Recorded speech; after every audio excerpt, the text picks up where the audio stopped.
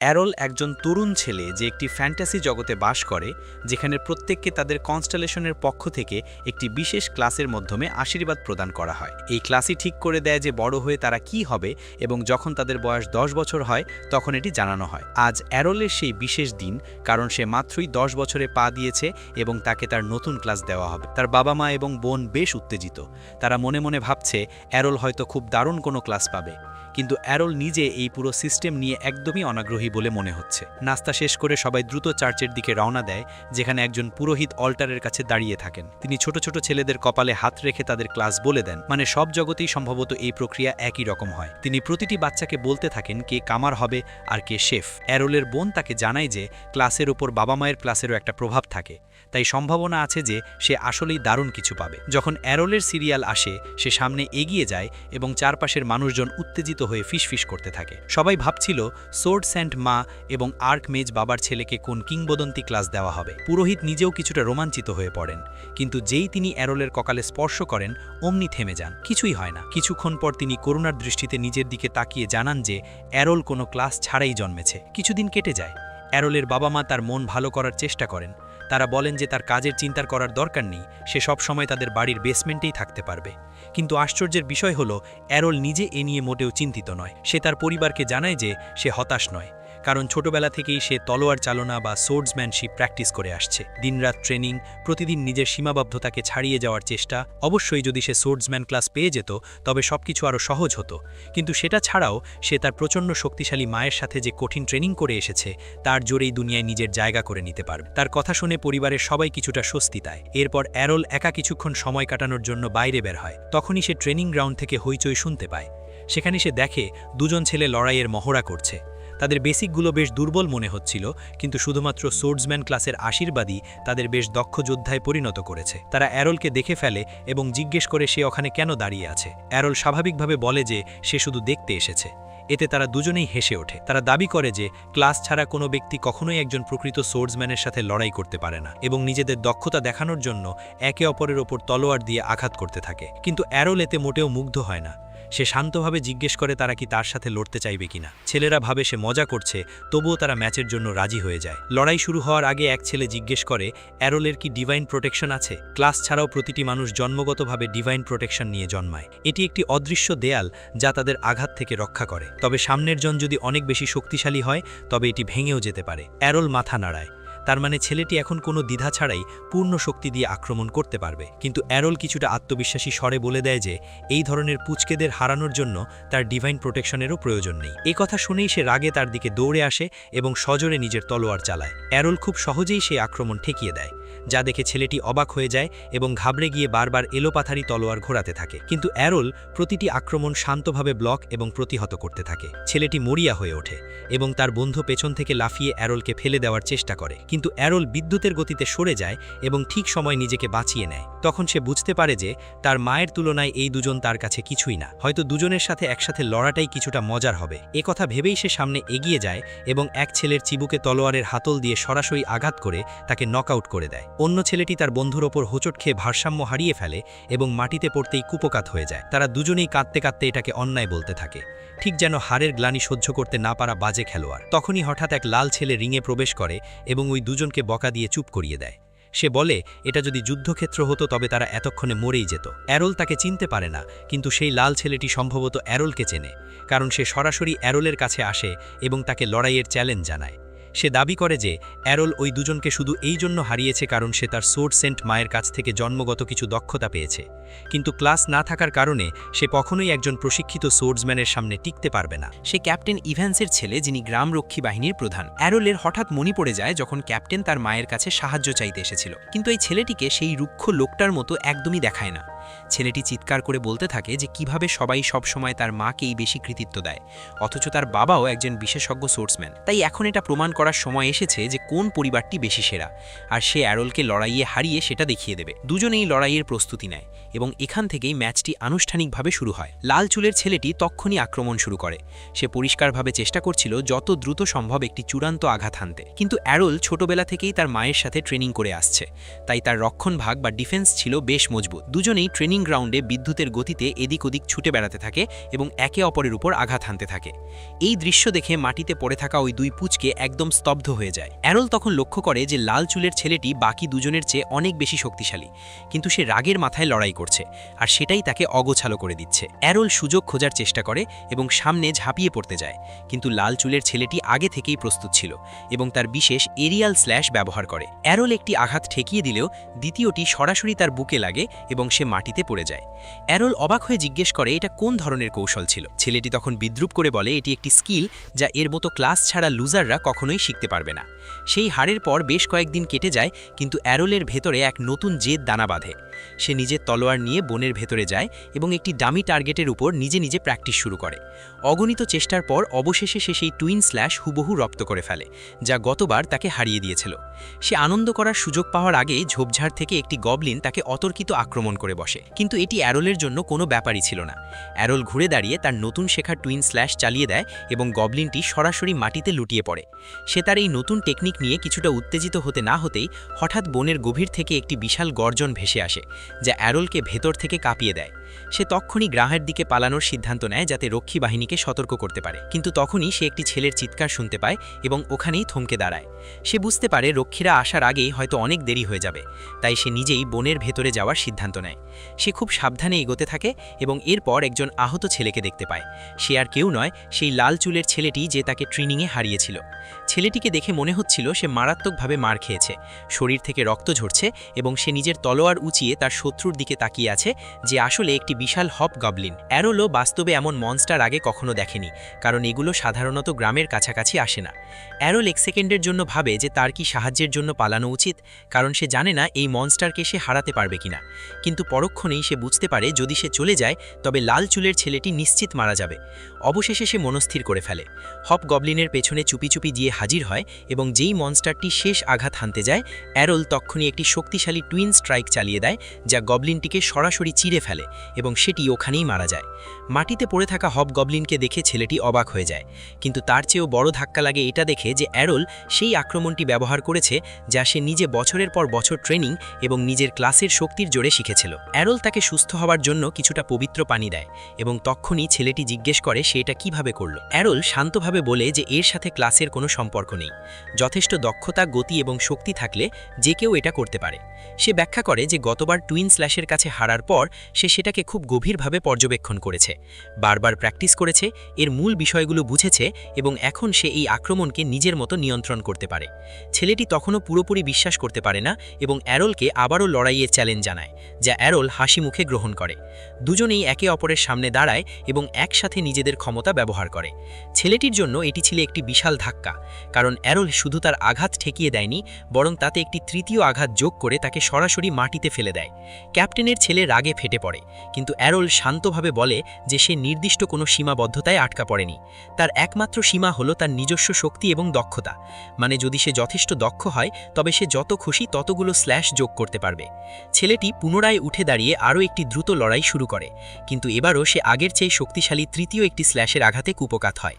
সে আবারও মাটিতে পড়ে যায় এবং অ্যারল নিজের বিজয় নিশ্চিত করে সেখান থেকে হেঁটে চলে যায়। এরপর দীর্ঘ 5 বছর পার হয়ে যায় এবং অ্যারল অবশেষে ব্রেসিয়া যাওয়ার সিদ্ধান্ত নেয়।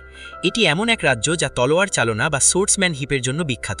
তার মা এবং ক্যাপ্টেন ইভ্যান্সও দুজনেই সেখান থেকে ট্রেনিং নিয়েছিলেন এবং অ্যারলও তাদের মতো সেরাদের সেরা হতে চায়। যাওয়ার পথে সে কিছু অপরিচিত মানুষের সাথে ভ্রমণ করে, যাদের মধ্যে দুজন ছিল বেশ উচ্চ পর্যায়ের সোর্সম্যান, একজন বারবেরিয়ান ক্লাসের লোক এবং অন্যজন ডুয়াল উইল্ডিং ক্লাসের জন্য বিখ্যাত এক নারী। তারা দুজনেই ব্রেসিয়া গিয়ে নিজেদের দক্ষতা আরও বাড়াতে চায়, কিন্তু তাদের দুজনের মধ্যে একেবারেই বনিবনা ছিল না, সবসময় ঝগড়া লেগেই থাকত। ঘোড়ার গাড়ির চালক তাদের শান্ত থাকতে বলে, কারণ সবাই একই গন্তব্যে যাচ্ছে, কিন্তু লোকটি ছিল প্রচণ্ড নারীবিদ্বেষী এবং সে নারীকে রান্নাঘরে ফিরে যাওয়ার কথা বলে বিদ্রুপ করে।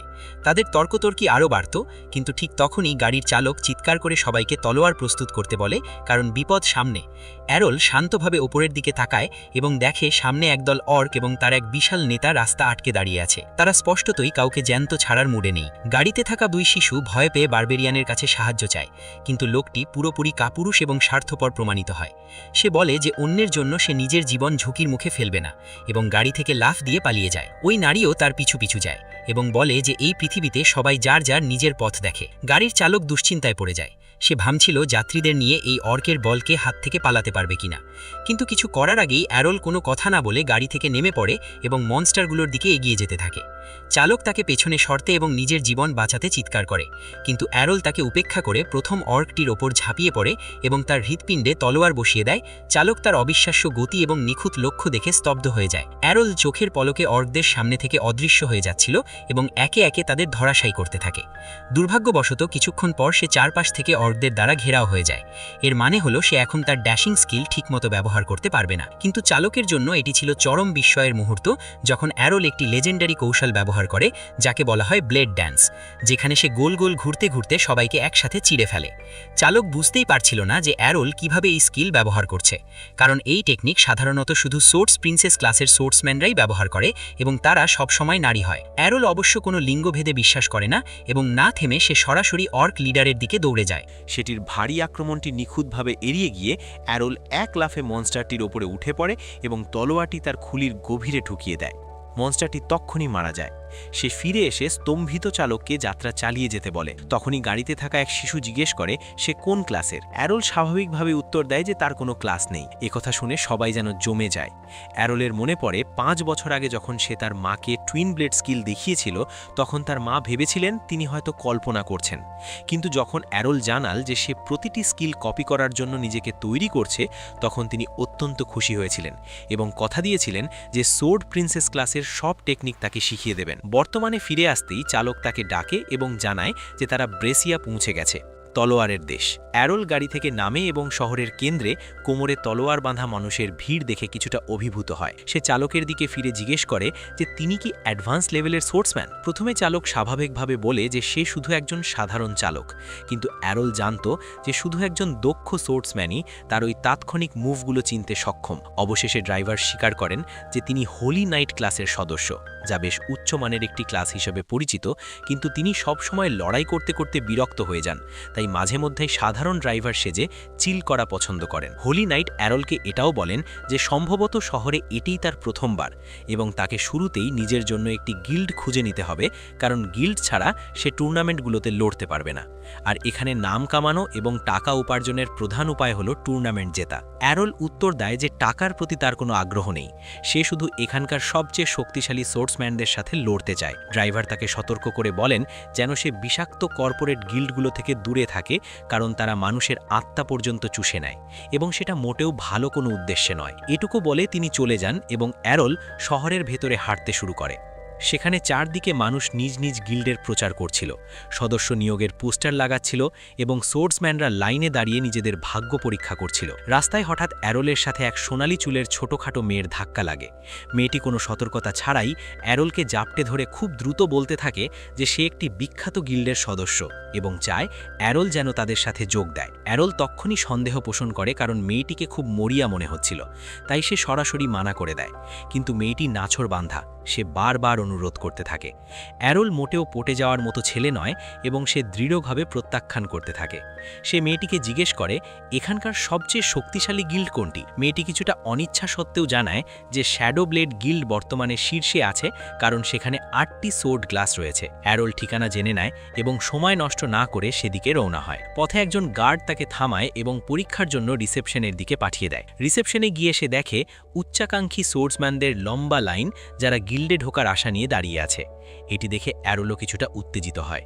সে ভাবে এখানে কত শক্তিশালী মানুষের দেখা মিলবে, কিন্তু যখন নিবন্ধনের জন্য তার পালা আসে, রিসেপশনিস্ট তাকে দেখে হাসতে শুরু করে এবং বলে যে ক্লাস ছাড়া কেউ এখানে আবেদনই করতে পারবে না, শুধুমাত্র অ্যাডভান্সড সোর্সম্যান ক্লাসের লোকেরাই পরীক্ষায় অংশ নিতে পারবে। অ্যারোল বলে যে সে নিশ্চিত সে পরীক্ষায় পাশ করবে, কিন্তু রিসেপশনিস্ট সরাসরি মানা করে দেয়। কিছুটা হতাশ হয়ে সে সেখান থেকে বের হতে থাকে। তখনই তার নজরে পড়ে 3 জন এ-ল্যাং সোর্সম্যানের উপর, যারা গিল্ডে ঢোকার সাথে সাথেই সেলিব্রিটিদের মতো সমাদর পাচ্ছিল। অ্যারোল এসব লোক দেখানো বিষয়ে পাত্তা না দিয়ে অন্য গিল্ডগুলোর দিকে যায়, কিন্তু এক এক করে সবাই তাকে শুধু এ কারণে প্রত্যাখ্যান করে যে তার কোনো ক্লাস নেই। ক্লান্ত হয়ে সে আবার শহরের মাঝখানে ফিরে আসে এবং তার মায়ের দেওয়া চিঠিটি বের করে। সেখানে মা লিখেছিলেন যেন সে তার পুরনো গিল্ডটি খুঁজে বের করে, কারণ তারা অবশ্যই তাকে সাহায্য করবে। অ্যারল ভাবে তার মা হয়তো আগে থেকেই জানতেন যে তাকে এত সমস্যার সম্মুখীন হতে হবে, তবুও সে কৃতজ্ঞ বোধ করে। চিঠিটি পড়তে যাবে এমন সময়ে সেই সোনালি চুলের মেয়েটি আবার তার উপর ঝুলে পড়ে এবং বলে যে সে এখনও তাকে গিল্ডে নিতে রাজি আছে। অ্যারল আবার মানা করে, কিন্তু এবার মেয়েটি আক্ষরিক অর্থেই ভিক্ষা চাইতে শুরু করে। সে দয়ার খাতিরে যোগ দিতে বলে এবং একটি সুন্দর গিল্ড হাউসের দিকে ইশারা করে জানায় যে ওটাই তাদের গিল্ড। এটি দেখে অ্যারল কিছুটা অবাক হয়। মেয়েটি ব্যাখ্যা করে যে তাদের গিল্ড ড্র্যাগন ফ্যাং একসময় দেশের সেরা গিল্ড ছিল, কিন্তু এখন অবস্থা খুবই খারাপ এবং বর্তমানে এটি সবচেয়ে দুর্বল গিল্ডে পরিণত হয়েছে। তবুও সে এটিকে পুরনো গৌরবে ফিরিয়ে নিতে চায়। ড্র্যাগন ফ্যাং নামটা শুনতেই অ্যারলের কিছু একটা মনে পড়ে। তার মা একবার বলেছিলেন যে তাদের গিল্ড লিডার ছিলেন একজন ডুয়েল উইল্ডিং সোর্ডসম্যান এবং তিনি তার বিশেষ কৌশলের নাম অনুসারে গিল্ডের নাম রেখেছিলেন ড্র্যাগন ফ্যাং। অ্যারল দ্রুত চিঠি বের করে নাম মিলিয়ে দেখে এবং সত্যি সত্যি এটি সেই গিল্ড যার কথা তার মা বলেছিলেন। অ্যারল মেয়েটির সাথে ভেতরে যাওয়ার সিদ্ধান্ত নেয়, যা দেখে মেয়েটি খুব খুশি হয়। কিন্তু ঘরে ঢোকার সাথে সাথেই অ্যারল সোফায় বসা এক বৃদ্ধ মদ্যপ লোককে দেখতে পায়, যার একটা মাত্র হাত আছে। লোকটি অ্যারলকে বলে অন্য কোথাও যেতে, কারণ এই গিল্ডের কপালে দুর্ভোগ আছে। একথা বলে সে চলে যেতে থাকে। মেয়েটি জানায় যে উনি তার বাবা, যিনি এক সময় শহরের দ্বিতীয় সেরা সোর্সম্যান ছিলেন, কিন্তু হাত হারানোর পর তিনি পুরোপুরি বদলে গেছেন। কিন্তু অ্যারল সবাইকে অবাক করে দেয় যখন সে বলে যে সে এই গিল্ডেই যোগ দিতে চায়। এটি শুনে ললি ভীষণ খুশি হয় এবং সাথে সাথে একটি চুক্তিনামা তৈরি করে অ্যারলকে দেয়। অ্যারল ফর্মটি পূরণ করে ফেরত দিলে ললি সেটি পড়ে জিজ্ঞেস করে যে সে ক্লাসের কলামটি কেন খালি রেখেছে। তখন অ্যারল শান্তভাবে উত্তর দেয়, কারণ তার কোনো ক্লাস নেই। ললি রেগে ফেটে পড়ে এবং তৎক্ষণই নিজের তলোয়ার বের করে ফেলে। সে বলে সে ভেবেছিল অ্যারল নিশ্চয়ই কোনো অ্যাডভান্সড ক্লাসের সোর্সম্যান হবে, কারণ সে এতক্ষণ বেশ ভাব ধরছিল।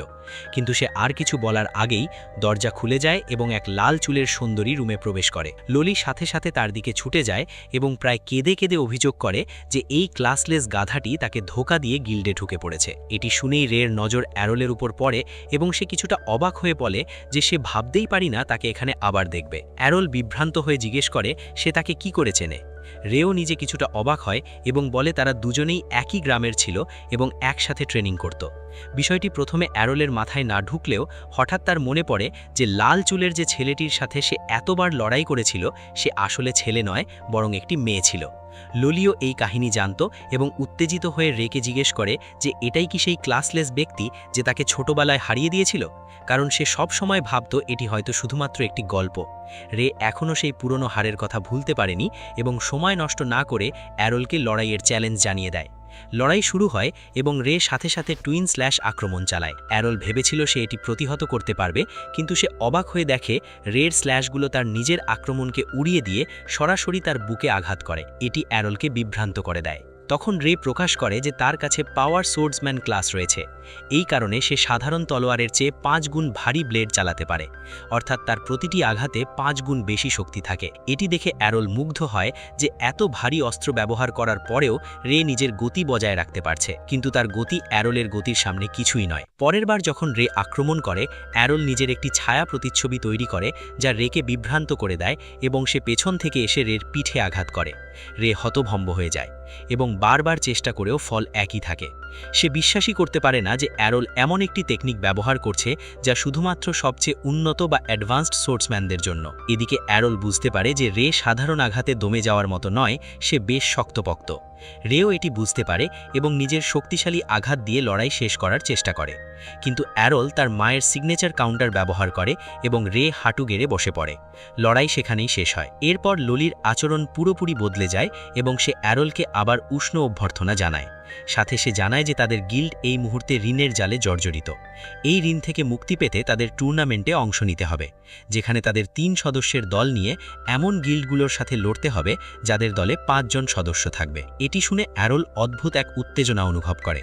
শক্তিশালী প্রতিপক্ষের সাথে লড়াই করা এবং নিজের সীমাবদ্ধতাকে ছাড়িয়ে যাওয়ার চিন্তাই তাকে রোমাঞ্চিত করে তোলে। পরের দিন সকালে এরল তার নতুন রুমে ঘুম থেকে ওঠে, যা এখন আনুষ্ঠানিকভাবে তার নিজের। কিছুক্ষণ তার মনে করতে সময় লাগে যে এখানে আসার পর কি কি ঘটেছিল। এখন সে সেই কিংবদন্তি গিল্ডের অংশ যেখানে একসময় তার মা কাজ করতেন। এটি তার জন্য অনেক বড় একটি বিষয়, তাই সে সিদ্ধান্ত নেয় যে সে তাদের হতাশ করবে না এবং এই গিল্ডকে আবার শ্রেষ্ঠ করে তুলবে। সে ফ্রেশ হয়ে লিভিং রুমে যায়, যেখানে লোলি এবং রে আগে থেকেই উঠে আগুনের পাশে বসে টুর্নামেন্ট নিয়ে কথা বলছিল।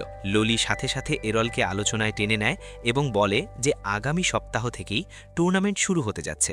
যেহেতু এখন তাদের 2 জনের বদলে 3 জন সদস্য আছে, তারা আনুষ্ঠানিকভাবে অংশগ্রহণ করতে পারবে। সে সতর্ক করে দেয় যে এটি অত্যন্ত কঠিন হবে, কারণ এটি 1-on-1 ম্যাচ এবং এলিমিনেশন স্টাইল ফরম্যাটে হবে। প্রতিটি গিল্ডের হয়তো 5 জন করে সদস্য থাকবে, যা তাদের জন্য বড় একটি অসুবিধা। তাই প্রথম রাউন্ডে টিকে থাকতে হলেও প্রত্যেককে একাধিক প্রতিপক্ষকে হারাতে হবে। লোলি তবুও বেশ আশাবাদী।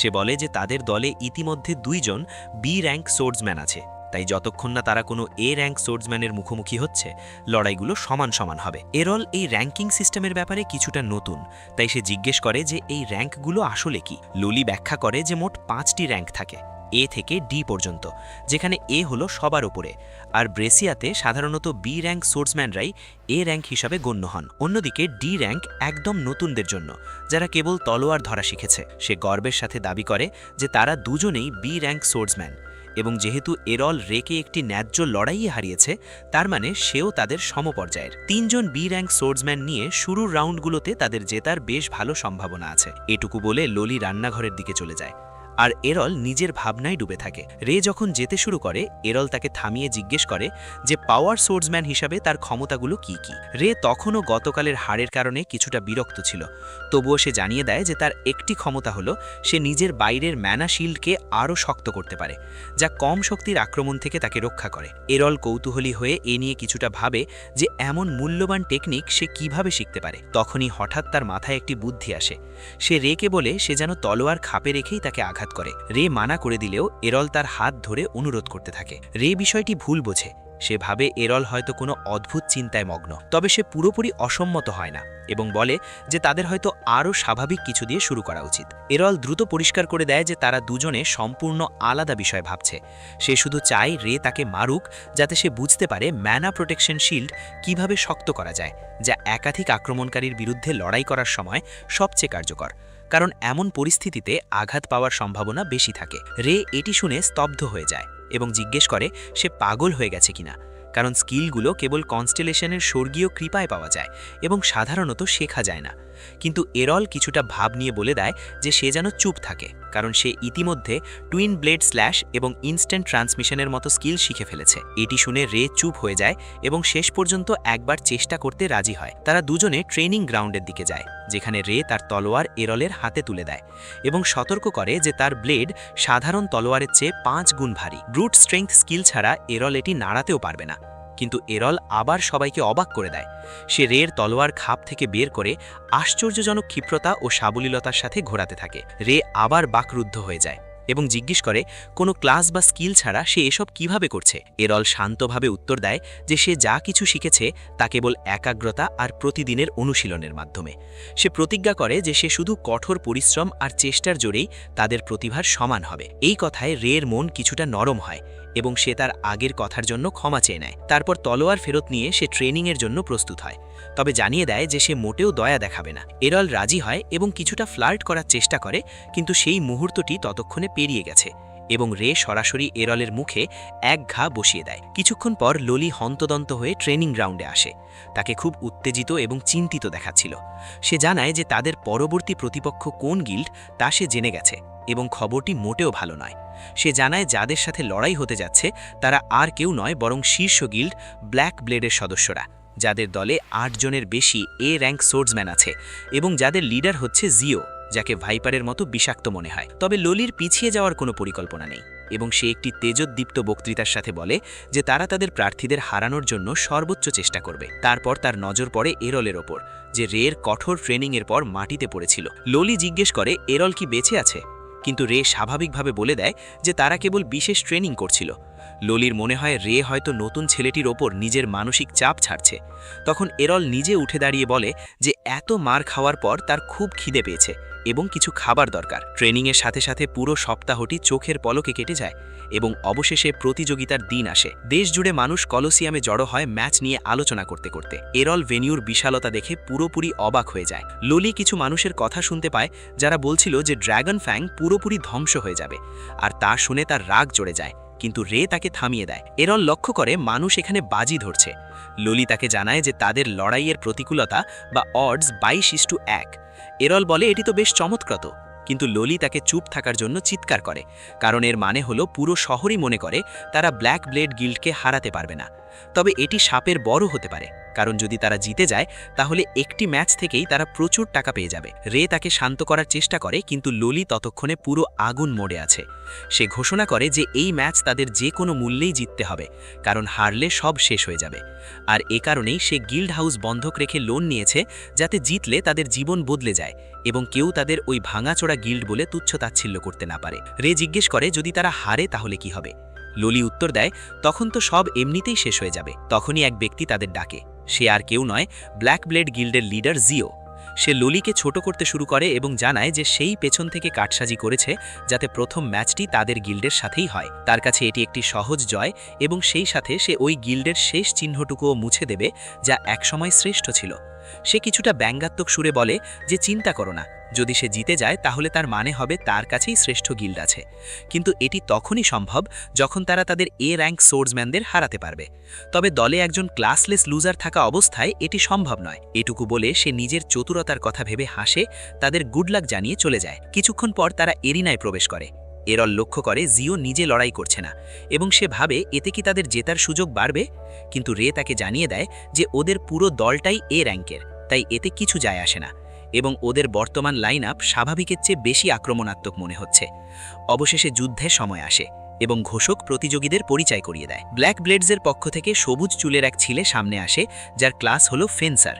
সে খুব আত্মবিশ্বাসের সাথে বলে যে সে একাই পুরো প্রতিপক্ষ দলকে হারিয়ে দেবে। কমেন্টেটর কিছুটা অবাক হয় যখন সে দেখে ড্র্যাগন ফ্যাংসের পক্ষ থেকে ক্লাসলেস সোর্সম্যান এরল লড়াই করবে। ফেন্সার ছেলেটির কোনো আগ্রহই ছিল না। তার কাছে এই ক্লাসলেস ব্যক্তিটি কত দ্রুত হারবে সেটি কোনো বিষয় নয়। তবুও সে ঠিক করে আগে তাকেই শেষ করবে, যাতে পরে মেয়েদের সাথে লড়াই করতে পারে। ম্যাচ শুরু হয় এবং কয়েক সেকেন্ডের মধ্যেই ফেন্সার বাতাসের গতিতে ড্যাশ করে এরলের বুকে আঘাত করে। সে নিজের গতি দিয়ে সবাইকে অবাক করে দেয়। ললি ঘাবড়ে যায়, কিন্তু রে তাকে ভালো করে দেখতে বলে, কারণ ওটা এরল ছিল না, বরং তার ছায়া ছিল। ফেন্সার কিছুটা অবাক হলেও দমে না গিয়ে আবার ঘুরে আক্রমণ করে, শুধুমাত্র আরেকটি ছায়া প্রতিচ্ছবিকে আঘাত করার জন্য। এবার সে বুঝতে পারে এই লড়াই এত দ্রুত শেষ হবে না, কারণ সে এরলের অনেকগুলি প্রতিচ্ছবি দিয়ে ঘেরা হয়ে গেছে। তবে সে পাত্তা দেয় না এবং নিজের গতি দিয়ে সবাইকে আঘাত করার পরিকল্পনা করে। সবগুলি প্রতিচ্ছবি একসাথে আক্রমণ করে এবং ফেন্সার সেগুলোকে কেটে ফেলে, কিন্তু ঠিক তখনই আসল এরল তাকে আঘাত করে।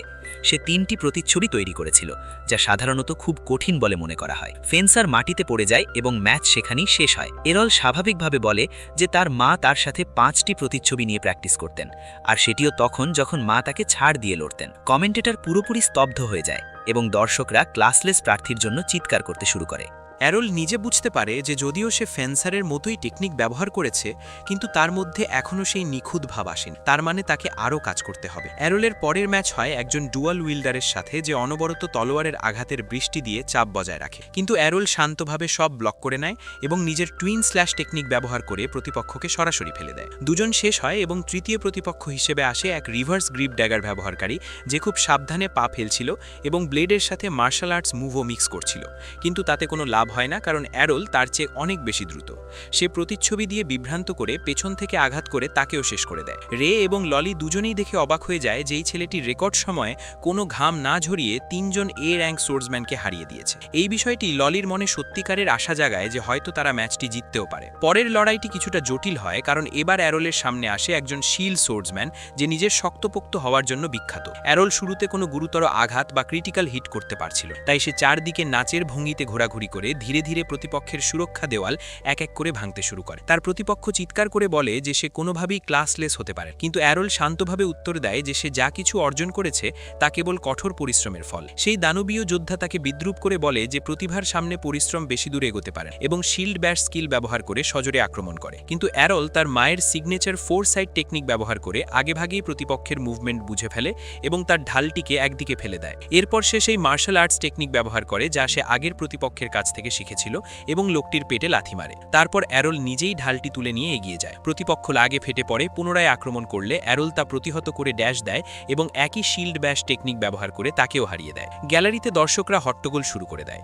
মানুষ চিৎকার করে তাকে মিথ্যাবাদী বলতে থাকে এবং দাবি করে যে সে নিজের র্যাঙ্ক আর ক্লাস লুকিয়ে রাখছে। তখন আয়োজকরা তার ক্লাস আইডি একটি ম্যাজিক ক্রিস্টাল বলের কাছে নিয়ে যান এবং লাইভ ব্রডকাস্টের মাধ্যমে সবাইকে দেখিয়ে দেন যে সে সত্যিই ক্লাসলেস। বিষয়টি পরিষ্কার হওয়ার পর পরবর্তী প্রতিপক্ষের নাম ঘোষণা করা হয়, যাকে দেখে কিছুটা আলাদা মনে হচ্ছিল। এই সোর্সম্যানের নাম মাসামুনে, যে পূর্বের সামুরাই বংশের উত্তরসূরি। তার কাছে একটি বাঁকানো তলোয়ার ছিল যাকে কাটানা বলা হয়। মাসামুনে তলোয়ার বের করার আগেই অ্যারোল বিপদের আভাস পেয়ে প্রস্তুত হয়ে যায়। সে বুঝতে পারে এই লড়াই বাকিগুলোর মতো সহজ হবে না। মাসামুনে তার আল্টিমেট স্কিল ব্যবহারের অপেক্ষায় ছিল, ঠিক একটি সাপের মতো যে ছোবল দেওয়ার জন্য ওত পেতে থাকে। কিন্তু অ্যারোল কৌতূহলী হয়ে নিজেই নিজেকে বিপদের মুখে ঠেলে দিয়ে সামনে এগিয়ে যায়। সে তলোয়ারের রেঞ্জে আসতেই মাসামুনে বিদ্যুতের গতিতে অ্যারোলের দিকে ব্লেড চালায়, কিন্তু কোনোভাবে অ্যারোল আরও বেশি দ্রুত গতিতে তার পেছন দিকে অদৃশ্য হয়ে যায়। মাসামুনে পুরোপুরি স্তম্ভিত হয়ে পড়ে। অ্যারোল ক্যাজুয়ালি বলে যে সে সত্যি শহরে দেখা এযাবৎকালের দ্রুততম সোর্সম্যান, কিন্তু তার দুর্ভাগ্য যে অ্যারোলের মা এর চেয়েও বেশি দ্রুত ছিলেন, তাই সে এই গতির সাথে অভ্যস্ত। এরপর অ্যারোল সোর্ড প্রিন্সেসের আল্টিমেট স্কিল ব্যবহার করে তার শত্রুকে মুহূর্তের মধ্যে একাধিকবার আঘাত করে পরাজিত করে। আর ঠিক তখনই পুরো স্টেডিয়াম নিস্তব্ধতায় ডুবে যায়, কারণ সবচেয়ে দুর্বল গিল্ডের তথাকথিত দুর্বলতম সদস্যটি শক্তিশালী গিল্ডের সেরা যোদ্ধাদের ক্লিন সুইপ করে দিয়েছে। অ্যারোল বেশ সন্তুষ্টির সাথে রে এবং ললির দিকে হেঁটে যায়, কারণ সে জানত তারা গিল্ড বাঁচানোর মতো যথেষ্ট টাকা জিতে নিয়েছে। সন্ধ্যায় গিল্ড হাউসে ফেরার পর ধুমধাম উদযাপন শুরু হয়। চারদিকে পানীয়র ছড়াছড়ি। অ্যারোল কিছুটা অবাক হয় যে ললি পান করার মতো যথেষ্ট বয়স্ক কিনা। ললি আত্মবিশ্বাসের সাথে বলে যে সে একজন পূর্ণবয়স্ক নারী, যদিও দেখতে কিছুটা ছোটখাটো। সে এখনও বিশ্বাস করতে পারছিল না যে অ্যারোল একাই দেশের সেরা গিল্ডের 5 জন এ র্যাঙ্ক সোর্সম্যানকে হারিয়ে দিয়েছে। সে ঠিক করে যে অ্যারোলকে এখন থেকে চোখে চোখে রাখতে হবে, কারণ দারিদ্র থেকে মুক্তি পাওয়ার একমাত্র চাবিকাঠি এখন সে সরাসরি অ্যারোলকে বিয়ের প্রস্তাব পর্যন্ত দিয়ে বসে এবং বলে যে সে অ্যারোলের সব ইচ্ছা পূরণ করতে পারবে। কিন্তু অ্যারোল তখন পুরো সিগমা মোডে ছিল এবং সাথে সাথে তাকে প্রত্যাখ্যান করে দেয়। সে বলে যে ললির চেয়ে রে এর মতো কাউকে তার বেশি পছন্দ হবে। এটি শুনেই রে এর মুখ লাল হয়ে যায়। সে নিজের আসন থেকে উঠে অ্যারোলের ওপর চিৎকার করে বলে যে ললিকে মানা করার জন্য এমন বানোয়াট কথা বন্ধ করতে। কিন্তু অ্যারোল আসলে কিছুটা সিরিয়াস ছিল। সে জিজ্ঞেস করে যে রে এর কেন মনে হলো যে সে মজা করছে। রে উত্তর দেয় যে যখন তারা ছোট ছিল তলোয়ার যুদ্ধের সময় অ্যারোল তাকে পুরুষ বলেছিল। রে আরও বলে যে যার সাথেই তার দেখা হয়েছে সবাই বলেছে তার মধ্যে মেয়েলি কোনো সৌন্দর্য নেই। কিন্তু অ্যারোল সরাসরি রে এর শারীরিক সৌন্দর্যের দিকে তাকিয়ে তার কথাই দ্বিমত পোষণ করে। ললি এসব দেখে বুঝতে পারে যে রে এর নিজের সবচেয়ে বড় সৌন্দর্য বা শক্তি সম্পর্কে কোনো ধারণা নেই এবং সে জানে না কিভাবে তা ব্যবহার করতে হয়। তাই ললি ঠিক করে যে অ্যারোলকে নিয়ে তার বেশি চিন্তা করার প্রয়োজন নেই। এই ভেবে সে অ্যারোলের পা টিপে দিতে শুরু করে। সে বলে যে সারাদিন লড়াই করে অ্যারোল নিশ্চয়ই ক্লান্ত হয়ে গেছে এবং তাকে বেডরুমে দেখা করতে বলে। রে তৎক্ষণাৎ লজ্জিত হয়ে যায় এবং ললিকে বলে এসব অদ্ভুত কথা বন্ধ করতে। কিন্তু ললি একটি ধূর্ত হাসির সাথে বলে যে সে শুধু তাকে প্রাপ্য একটা মেসেজ দিতে চায়। তবে বিস্ময়কর ঘটনা ঘটে যখন অ্যারোল বলে দেয় যে সে বরং রে এর কাছ থেকে মেসেজ নিতে বেশি পছন্দ করে। অ্যারোলের কাছে মেসেজ মানে হলো ট্রেনিং গ্রাউন্ডে রে এর হাতে মার খাওয়া। সে আসলে রে এর সেই রিইনফোর্সমেন্ট ম্যাজিক আয়ত্ত করার চেষ্টা করছিল যা রে নিজের ক্লাস আর স্কিলের জন্য খুব সহজেই ব্যবহার করে। বারান্দা থেকে ললি এসব দেখছিল আর ভাবছিল অ্যারোল কি আদেও মেসেজ মানে কি জানে। এত রাতে ক্রমাগত হইচই শুনে ললির বাবা জেগে ওঠেন এবং মদ্যপান অবস্থায় ট্রেনিং গ্রাউন্ডে চলে আসেন। তিনি শোরগোল করার জন্য অভিযোগ করেন এবং বলেন যে টুর্নামেন্ট হারার ধোতাশা মাঝরাতে মেটানোর কোনো প্রয়োজন নেই। ললি সাথে সাথে বলে দেয় যে তারা আসলে ম্যাচ জিতেছে এবং সেটিও বর্তমানের সেরা গিল্ডের বিরুদ্ধে। এটি শুনে তার ঘোর কিছুটা কাটে, তবে তিনি বলেন যে ব্ল্যাক ব্লেড হয়তো তাদের বি বা সি র্যাঙ্কের নতুনদের বলি দেওয়ার জন্য পাঠিয়েছে। কিন্তু ললি তাকে আরও বড় ধাক্কা দেয় যখন সে জানায় যে সব প্রতিপক্ষই এ র্যাঙ্কের ছিল এবং অ্যারোল একাই কোনো সাহায্য ছাড়াই তাদের হারিয়ে দিয়েছে। এ কথা শুনেই তার নেশা পুরোপুরি ছুটে যায় এবং অ্যারোলকে জখম অবস্থায় দেখে তিনি ভাবেন এই ছেলেটি কি সত্যিই এত শক্তিশালী। ললি গর্বের সাথে জানায় যে সে অনেক বাজি ধরেছিল এবং যেহেতু অ্যারোল প্রতিপক্ষ দলকে ক্লিন সুইপ করেছে তাই সে জ্যাকপট জিতেছে। এখন শুধু আমাদের ঋণই শোধ হয়নি, বরং গিল্ড চালানোর মতো যথেষ্ট টাকাও চলে এসেছে। কিন্তু তার বাবা এতটা আশাবাদী ছিলেন। তিনি বলেন যদি এই ছেলেটি সত্যিই এত শক্তিশালী হয় তাহলে শীঘ্রই কোনো বড় প্রভাবশালী এবং ধনী গিল্ড তাকে ভাগিয়ে নেবে। তাই ললির উচিত হবে না খুব বেশি আশা রাখা। ললি বলে তিনি যেন চিন্তা না করেন, কারণ সে শীঘ্রই অ্যারোলকে বিয়ে করতে যাচ্ছে, যার মানে সে চিরদিনের জন্য তাদের সাথে জড়িয়ে যাবে। অ্যারোল তৎক্ষণাৎ ঘোষণা করে যে সে এমন কিছুই করবে না। এরপর অ্যারোলের নজর ললির বাবার দিকে যায় এবং সে বলে দেয় যে ললি হয়তো কিছুটা একগুয়ে, কিন্তু অন্তত সে সেই লুজারদের মতো নয় যারা সবকিছু ছেড়ে দেয়। এটি সরাসরি ললির বাবার ওপর একটি কটাক্ষ ছিল। তিনি রাগী দৃষ্টি দৃষ্টিতে তাকালেও অ্যারোল পাত্তা না দিয়ে বলতে থাকে যে তিনি যেন এই কান্নাকাটি বন্ধ করেন এবং নিজের বয়স অনুযায়ী আচরণ করেন, কারণ তার কাছে এখনও একটি হাত আছে এবং তিনি সেই হাত দিয়ে তলোয়ার চালাতে পারেন। এ কথা শুনেই তার বাবা রেগে গিয়ে অ্যারোলের কলার চেপে ধরে। তিনি বলেন যেসব বিষয়ে অ্যারোলের কোনো ধারণা নেই সেসব নিয়ে যেন সে কথা না বলে। তিনি আরও বলেন যে ডুয়াল উইল্ডিং সোর্সম্যান তলোয়ারই চালাতে পারে না, সে শুধু অক্সিজেন নষ্ট করছে। অ্যারোল শান্তভাবে বলে যে সে এই কথায় একমত নয়, কারণ সে নিজে ক্লাসলেস সোর্সম্যান হয়েও লড়াই করছে এবং উপরে যাওয়ার চেষ্টা করছে। এই কথা শুনে তার বাবা তাকে ধাক্কা দিয়ে উপরে চলে যান। ললি আর রে দ্রুত অ্যারোলের কাছে আসে এবং সে ঠিক আছে কিনা জিজ্ঞেস করে। ললি তার বাবার আচরণের জন্য ক্ষমা চায় এবং অ্যারোলকে ধন্যবাদ জানায় তাদের হয়ে কথা বলার জন্য। অ্যারোল বলে এত বছর লড়াই থেকে দূরে থাকা এবং একটি হাত হারানোর পরও তার বাবা এখনও অবিশ্বাস্য রকমের শক্তিশালী এবং এত ক্ষমতা আর অভিজ্ঞতা ব্যবহার না করাটা পুরোপুরি অপচয়। সে মনে মনে ভাবে একজন ডুয়াল উইল্ডিং সোর্সম্যানের কাছ থেকে সে কত অসাধারণ সব স্কিল শিখতে পারবে এবং নিজেকে কথা দেয় যে সে ললির বাবা রেডকে আবার তলোয়ার ধরতে উৎসাহিত করবে। এটি শুনে ললি পরামর্শ দেয় যে তাদের শহরের পাশের কিছু ডানজিয়ন বা পাতাল কুঠুরিগুলো চেষ্টা করা উচিত। এরোল এ ব্যাপারে কিছুই জানত না। তখন রে ব্যাখ্যা করে যে ডানজিয়ন হলো মাটির নিচের গুহা, যেখানে শত শত মনস্টার জন্মায় এবং চারদিকে ফাঁদ পাতা থাকে। এটি সত্যিকারের যুদ্ধের অভিজ্ঞতা অর্জন এবং শক্তি বাড়ানোর জন্য সেরা জায়গা, যা তাদের সোর্ড কনস্টেলেশন কাপের জন্য প্রস্তুত করবে। অ্যারোল কনফিউজড হয়ে গেলে রে বিস্তারিতভাবে জানায় যে প্রতি বছর শহরে একটি বড় টুর্নামেন্ট হয়, যেখানে দেশের সেরা সোর্ডসম্যানরা তাদের দক্ষতা দেখাতে এবং নিজেদের শ্রেষ্ঠত্ব প্রমাণ করতে আসে। ললি সাথে সাথে একটি ফর্ম বের করে অ্যারোলকে সেটি পূরণ করতে বলে, কিন্তু অ্যারোল যখন ফর্মটি সরাসরি ছিঁড়ে ফেলে, রে তখন আতঙ্কে তার দিকে তাকিয়ে থাকে। রে জিজ্ঞেস করে সে কি প্রতিযোগিতায় অংশ নিতে চায় না। অ্যারোল উত্তর দেয় যে ললি তাকে বোকা বানানোর চেষ্টা করছিল। ওই ফর্মটি আসলে টুর্নামেন্টের নয়, বরং একটি ম্যারেজ সার্টিফিকেট ছিল, যেখানে ললি তাকে দিয়ে সই করিয়ে নিতে চাচ্ছিল। ললি হেসে বলে সে শুধু একটু পরীক্ষা করছিল, কিন্তু অ্যারোলের ধৈর্যের বাঁধ ভেঙে যায় এবং সে ললিকে রিয়ার নেকেড চোখে ধরে উচিত শিক্ষা দিতে শুরু করে। পরদিন সকালে ঘুম থেকে উঠে অ্যারোল দেখে ললি তাকে আক্রমণ করতে আসছে, কিন্তু সে নিপুণভাবে তা এড়িয়ে গিয়ে ললিকে রশি দিয়ে বেঁধে ফেলে। পরে তারা সবাই মিলে ডানজিয়নের দিকে রওনা হয়। সেখানে ললি ব্যাখ্যা করে যে সবাই টেলিপোর্টেশন সার্কেলের ওপর দাঁড়িয়ে নিজেদের পছন্দ মতো ডানজিয়ন লেভেলে যেতে পারে, তবে কেবল সেই লেভেলগুলোতেই যাওয়া সম্ভব যেখানে তারা আগে একবার সশরীরে গিয়েছে। ললি জানায় সে 12 নম্বর লেভেল পর্যন্ত পৌঁছেছে, আর রে পৌঁছেছে 14 নম্বর লেভেল পর্যন্ত। অ্যারোল সাথে সাথে সিদ্ধান্ত নেয় যে সে রের সাথে সরাসরি 14 নম্বর লেভেলে যাবে, কিন্তু ললি বলে যে সিস্টেম এভাবে কাজ করে না। আগে তোমাকে শারীরিকভাবে সেখানে পৌঁছতে হবে, তবেই তুমি পরবর্তীতে সেই ফ্লোরে টেলিপোর্ট হতে পারবে। অ্যারোল শুরু থেকেই সবচেয়ে শক্তিশালী মনস্টারদের সাথে লড়তে চেয়েছিল বলে বিষয়টি তার কাছে কিছুটা বিরক্তিকর মনে হয়, তবে ললি তাকে আশ্বস্ত করে যে সে একটি খুব সংক্ষিপ্ত পথ জানে যা তাদের দ্রুত নিচের ফ্লোরগুলোতে নিয়ে যাবে। তিনজনই এই পরিকল্পনায় রাজি হয়, কিন্তু ললি আবারও চেষ্টা করে অ্যারোলকে একা সরিয়ে নিতে। সে বলে রে চাইলে তার 14 নম্বর লেভেলের রান চালিয়ে যেতে পারে, কারণ অ্যারোলের জন্য দুজন গাইডের প্রয়োজন নেই।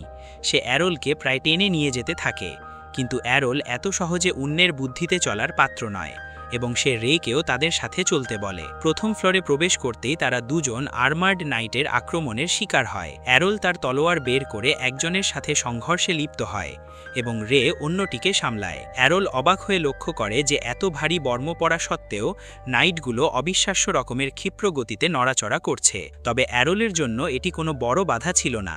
সে ড্যাশ স্টেপ ব্যবহার করে এক নাইটের মাথা কেটে ফেলে। ঠিক তখনই সে বুঝতে পারে যে পুরো বর্মটি আসলে খালি এবং ডানজিয়নের ম্যানা দিয়ে এটি পরিচালিত হচ্ছে।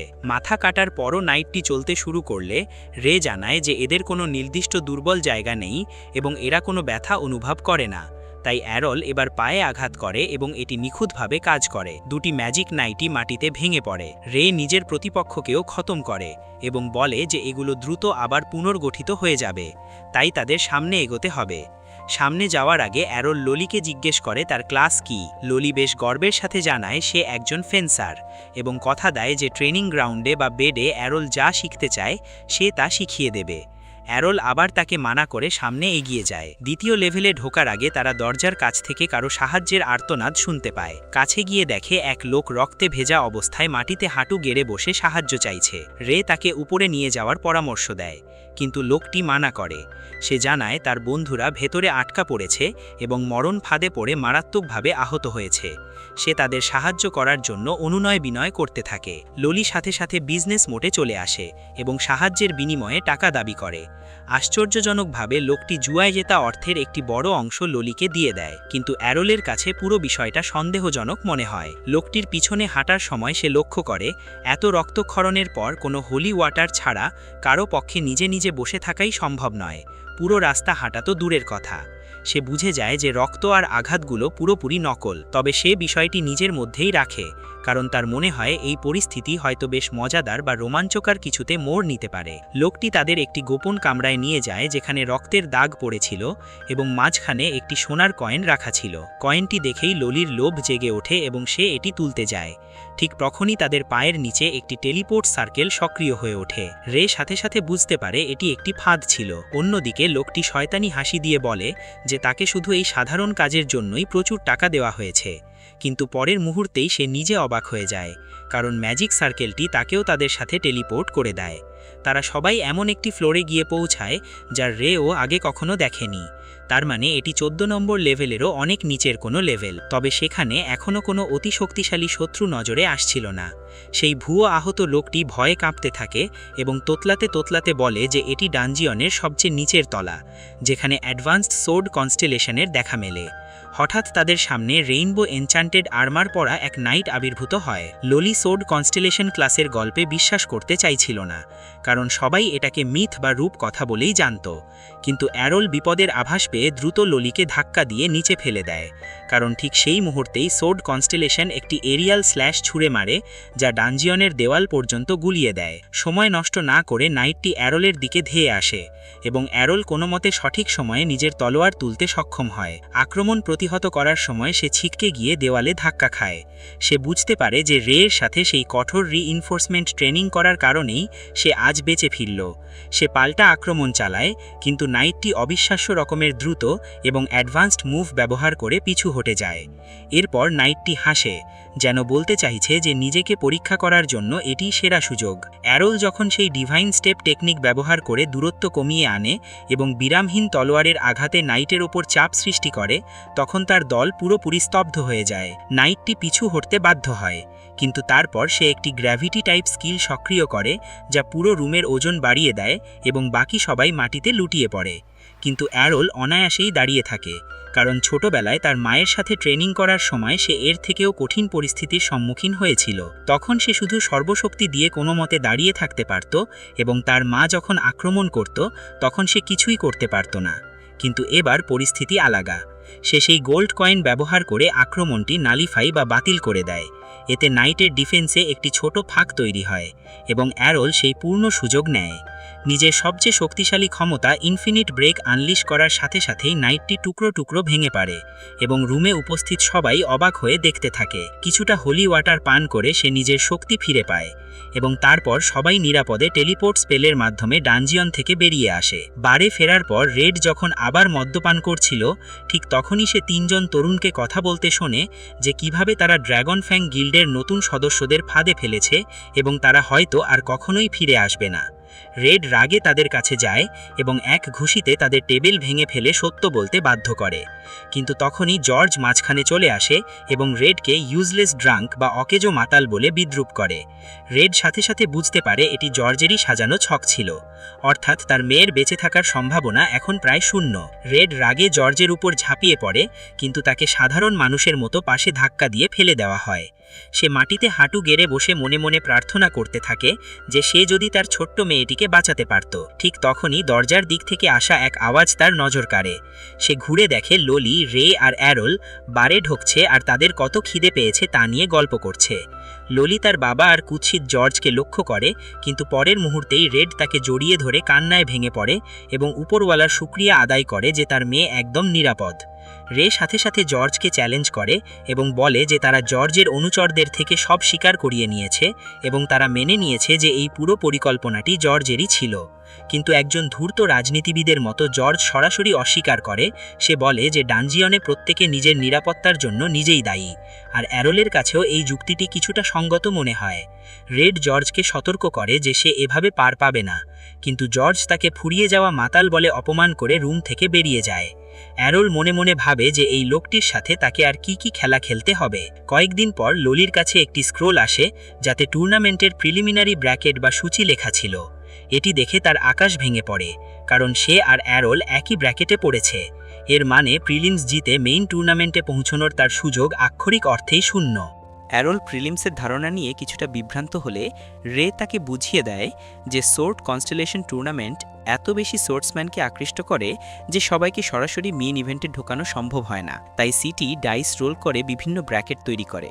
এটি পুরোপুরি ভাগ্যের উপর নির্ভর করে যে কার মুখোমুখি কে হবে, আর প্রতিটি ব্র্যাকেটের বিজয়ী সরাসরি মেইন টুর্নামেন্টের টিকিট পেয়ে যায়। অ্যারোল রের হাতে থাকা স্ক্রোলটি দেখে লক্ষ্য করে যে সে লোলির গ্রুপে নেই। লোলি এতে স্বস্তির নিঃশ্বাস ফেলে কনস্টেলেশনকে ধন্যবাদ জানায়, কারণ অ্যারোলের বিরুদ্ধে জেতার কোনো সম্ভাবনাই তার ছিল না। সে কিছুটা নাটকীয়ভাবে প্রার্থনা করতে থাকে যেন প্রিলিমস কোনো বড় ঝামেলা ছাড়াই পার হয়ে যায়। অন্যদিকে অ্যারোল তাকে ড্যাডি ইস্যুস বলে খ্যাপাতে থাকে। লোলি মাঝখানে বাধা দিয়ে বলে যে তাদের ট্রেনিংয়ের জন্য আবার ডানজিয়নে যাওয়া উচিত, কিন্তু অ্যারোল এই পর্যায়ে ডানজিয়ন নিয়ে বিরক্ত হয়ে গেছে এবং বের হওয়ার মুড তৈরি করে ফেলেছে। লোলি কিউট সাজার অভিনয় করে বলে যে পরিস্থিতি খারাপ হলে তার একজন শক্তিশালী পুরুষ দরকার যে তাকে রক্ষা করতে পারবে।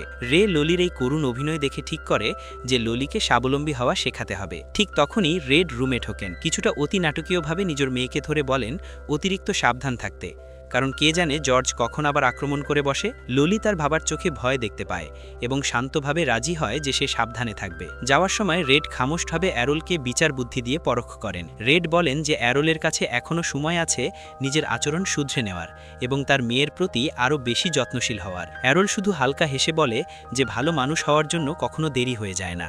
এটুকু বলে সে বেরিয়ে যায়। 2 সপ্তাহ কেটে যায় এবং অবশেষে প্রিলিমসের দিন আসে। ম্যাচ শুরু হয়।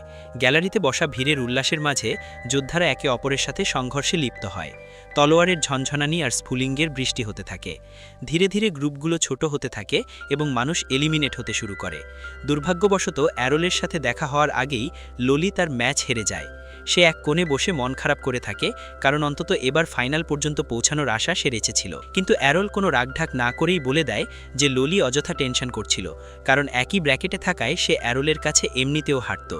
এটি শুনে লোলি আরও হতাশ হয়ে পড়ে। তারপর নিজেকে সামলে নিয়ে সে অ্যারোলকে সতর্ক করে যে সে যতই শক্তিশালী হোক না কেন যেন সাবধান থাকে, কারণ তাদের গ্রুপের অন্য ফাইনালিস্টের কাছে কিছু বিশেষ ট্রিক আছে। অ্যারোল খুব চিল মুডে উত্তর দেয় যে ডানজিয়ানে সে ইতিমধ্যে প্রায় সব ধরনের ট্রিক দেখে ফেলেছে, তাই তাকে কেউ অবাক করতে পারবে বলে তার মনে হয় না। লোলি তবুও নিশ্চিত হতে পারে না এবং জানায় যে এই লাল চুলের সোর্টসম্যান আসলে একজন ম্যাজিক সোর্টসম্যান, যে নিজের জাদুর মাধ্যমে তলোয়ারকে ম্যানা এবং অতিরিক্ত শক্তি দিয়ে শক্তিশালী করতে পারে। বিষয়টি অ্যারোলের কাছে বেশ মজার মনে হয়, কারণ সে আশা করেনি যে সোর্টসম্যান টুর্নামেন্টে ম্যাজিক ব্যবহারের অনুমতি থাকবে। লোলি বলে এখানে ক্লাস ম্যাটার করে না, শুধু কোনো গিল্ডের মেম্বার হওয়াটাই যথেষ্ট।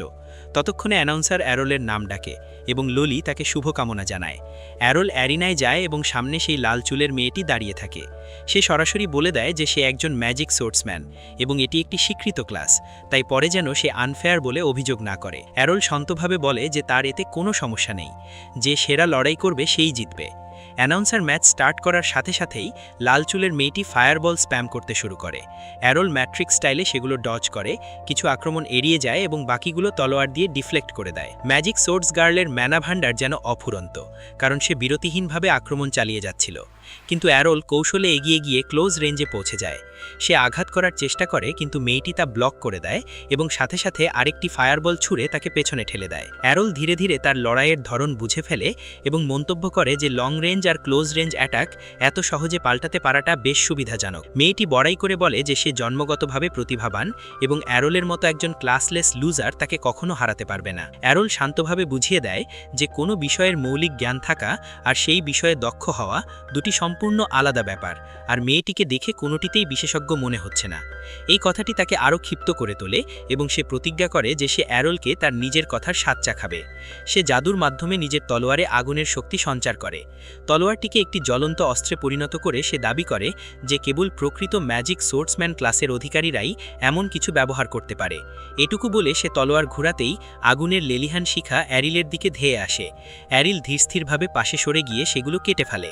তবে পরবর্তী আক্রমণের কোন আন্দাজ করা তার জন্য কিছুটা কঠিন হয়ে পড়ছিল। হচ্ছিল, কারণ মেয়েটির নড়াচড়া বেশ অসংলগ্ন ছিল। অ্যারিল তার প্রতিভাকে স্বীকার করে বলে যে সে নিশ্চয়ই অনেক অনুশীলন করেছে, কিন্তু তারপর হঠাৎ সে এক জায়গায় স্থির হয়ে দাঁড়ায় এবং 1 ইঞ্চিও না নড়ে সব আক্রমণ প্রতিহত করতে শুরু করে, যেন দেখাতে চায় প্রকৃত দক্ষতা আসলে কী। সে মন্তব্য করে যে মেয়েটির তলোয়ার চালানোর মৌলিক জ্ঞান যদি লুলির চেয়ে ভালো হতো তাহলে সে অনেক বেশি কার্যকর এবং বিপজ্জনক হতে পারত, কিন্তু এই স্তরে সে বড়জোর একজন সাধারণ এনপিসির চেয়ে কিছুটা বেশি শক্তিশালী। এই কথাটি শুনে সে ভীষণ লজ্জিত হয় এবং রাগে নিয়ন্ত্রণ হারিয়ে ফেলে। অ্যারিল ঠিক এই সুযোগটি কাজে লাগায় এবং তার দিকে টুইন স্ল্যাশ ছুড়ে দেয়, যা তার তলোয়ারের আগুন পুরোপুরি নিভিয়ে দেয়। মেয়েটি স্তম্ভিত হয়ে যায়। সে কিছু বুঝতে ওঠার আগেই অ্যারিল ব্লিঙ্ক স্টেপ ব্যবহার করে তার পেছনে আবির্ভূত হয় এবং তলোয়ারের হাতল দিয়ে তার মাথায় আঘাত করে তাকে অজ্ঞান করে দেয়। গ্যালারিতে দর্শকরা উল্লাসে ফেটে পড়ে যখন বিচারকরা অ্যারিলকে চতুর্থ ব্লকের বিজয়ী ঘোষণা করেন। তবে অ্যারিলের মাথায় তখন একটাই চিন্তা ঘুরছিল, মেয়েটি ব্যবহৃত কৌশলগুলো কিভাবে নিজে আয়ত্ত করা যায় এবং নিজের লড়াইয়ে প্রয়োগ করা যায়। কয়েকদিন পর অবশেষে প্রিলিমসের দিন আসে। ললি গিল্ড হাউসে গিয়ে তার বাবাকে ঘুম থেকে ওঠানোর চেষ্টা করে। সে জেদ ধরে যে তার বাবাকে স্টেডিয়ামে যেতে হবে এবং অ্যারিল এবং রে উভয়কেই উৎসাহ দিতে হবে, কারণ তারা দুজনেই নিজ নিজ ব্লক জিতে মেইন টুর্নামেন্টে পৌঁছেছে। তার বাবা চোখ না খুলেই তাকে একাই যেতে বলেন এবং জানান যে তার কোনো আগ্রহ নেই। ললি তাকে উস্কানি দেওয়ার জন্য জিজ্ঞেস করে যে সে কি জর্জের মুখোমুখি হতে ভয় পাচ্ছে।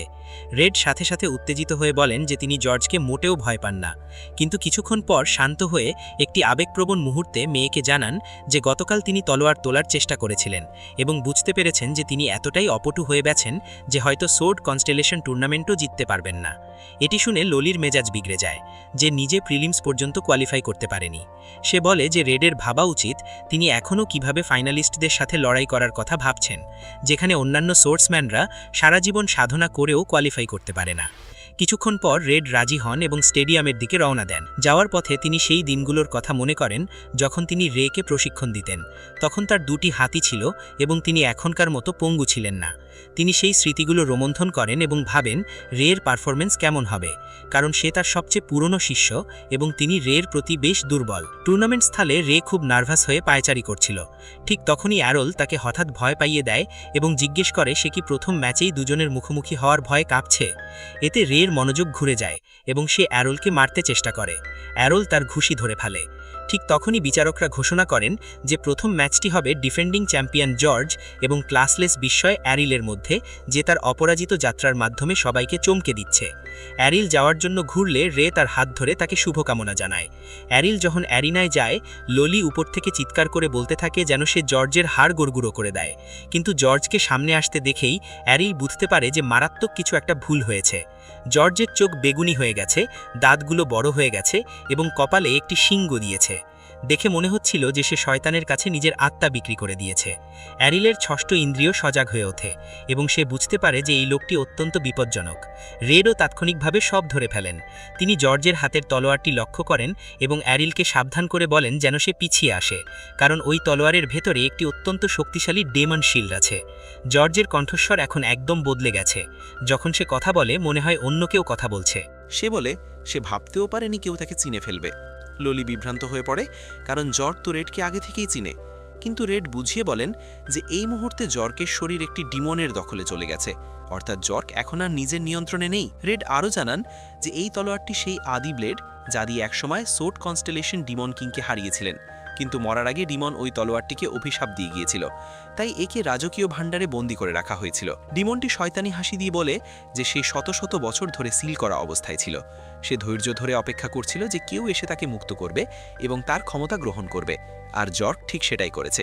সে সবার সামনে ঘোষণা করে যে সে হলো গ্যালডা, মানবজাতির ধ্বংসকারী। এটি শুনে রেও সামনে চলে আসে। সে বলে যে সে সবসময় ভেবেছিল গ্যালডা কেবল একটি কাল্পনিক গল্প যা দিয়ে বাচ্চাদের ভয় দেখানো হয়, কিন্তু এই ডিমন এতটাই শক্তিশালী যে পুরো পৃথিবী ধ্বংস করে দিতে পারে। পুরো স্টেডিয়ামে বিশৃঙ্খলা ছড়িয়ে পড়ে। সাধারণ মানুষ নাম শুনেই দিগ্বিধান শূন্য হয়ে পালাতে শুরু করে এবং হুড়োহুড়ি লেগে যায়। কিন্তু গ্যালডা মানুষের এই আর্তনাদার চিৎকারে আনন্দ পাচ্ছিল। সে তাদের এত সহজে পালাতে দিতে চায় না।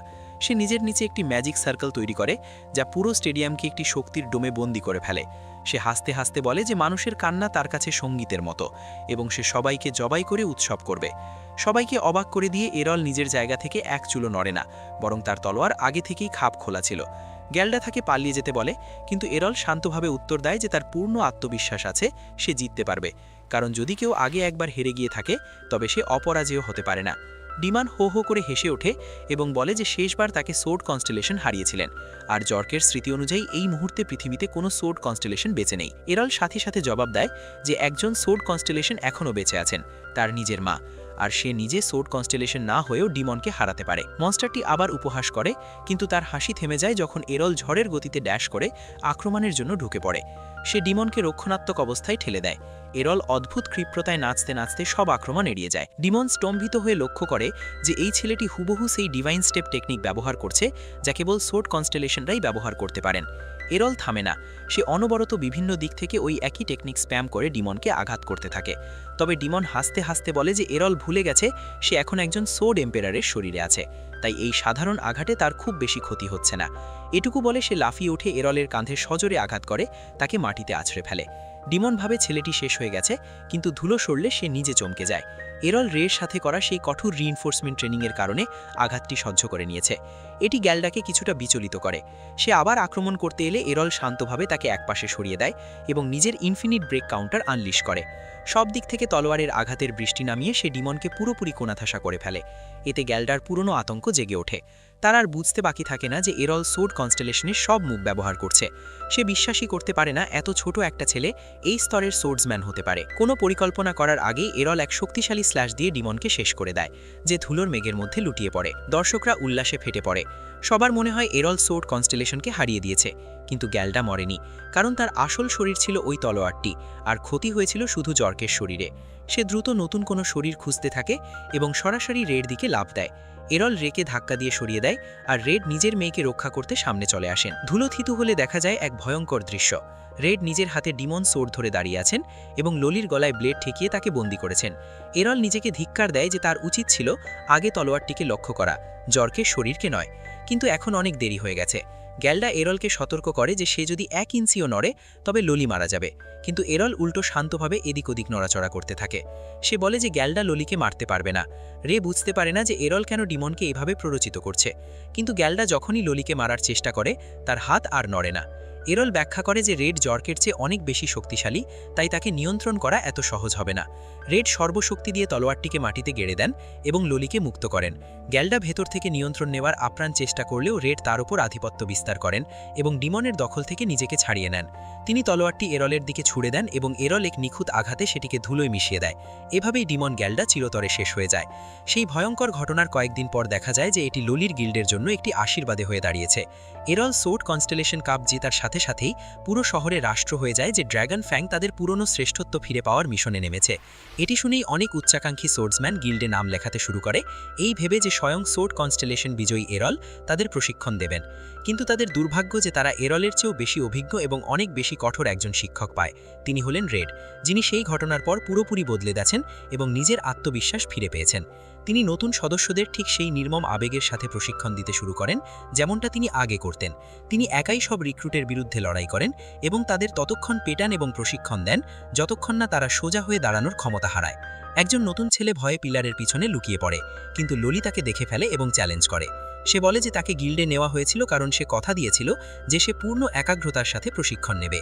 রিক্রুটটি লজ্জিত হয়ে মাথা নিচু করে বলে যে সে আশা করেনি রেড স্বয়ং তাদের উপর এমন পৈশাচিক শাসন চালাবেন।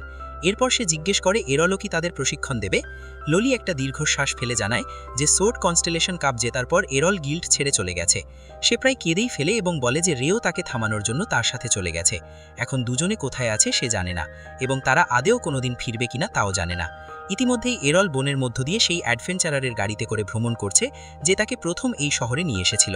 ড্রাইভার অবাক হয় যে এরল এত তাড়াতাড়ি ব্রেসিয়া ঝাড়ছে, বিশেষ করে যখন সে সোর্ড কনস্টেলেশন কাপ জিতে একজন সেলিব্রিটি হয়ে গেছে। এরল শান্তভাবে উত্তর দেয় যে যখন সে শ্রেষ্ঠ সোর্ডসম্যানদের প্রতিযোগিতা জিতে গেছে তার মানে সে ব্রেসিয়ার শ্রেষ্ঠদের হারিয়েছে এবং এখন এখানে থাকার আর কোনো কারণ নেই। ড্রাইভার বিভ্রান্ত হয়ে বলে যে সোর্ডসম্যানদের এই শহরে এখনও থাকার অনেক কারণ আছে, বিশেষ করে যখন তোমার কাছে শ্রেষ্ঠের খেতাব আছে। কিন্তু এরল থমকে যেতে চায় না। সে এমন জায়গায় থাকতে চায় না যা তাকে নতুন কোনো চ্যালেঞ্জ দিতে পারবে না। ড্রাইভার তখন জিজ্ঞেস করে সে কেন তার গ্রামে ফিরছে। তার কি ঘরের জন্য মন খারাপ করছে? এরল সহজভাবে বলে যে সে শুধু শ্রেষ্ঠদের বিরুদ্ধে নিজের দক্ষতা যাচাই করতে চেয়েছিল এবং দেখতে চেয়েছিল প্রশিক্ষণের পর সে কত দূরে গিয়েছে। ড্রাইভার কিছুটা দ্বিধায় থাকলেও এরল শান্তভাবে বলে যে সে দেখতে চায় এখন সে তার মাকে স্পারিং ম্যাচে হারাতে পারে কিনা। কিছুক্ষণ পর সে তার গ্রামে পৌঁছে যায় এবং গোপনে নিজের বাড়িতে ঢুকে তার মাকে সারপ্রাইজ দেওয়ার চেষ্টা করে, যিনি তখন ফুল তুলছিলেন। কিন্তু তার মা এতটাই অভিজ্ঞ যে তৎক্ষণাৎ তার উপস্থিতি টের পেয়ে যান এবং তার নাম ধরে ডাকেন।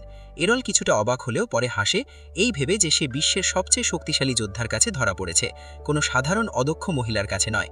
তার মা ঘুরে তাকে ওপর থেকে নিচ পর্যন্ত দেখেন এবং বলেন মনে হচ্ছে সে অনেক অভিজ্ঞতা অর্জন করেছে।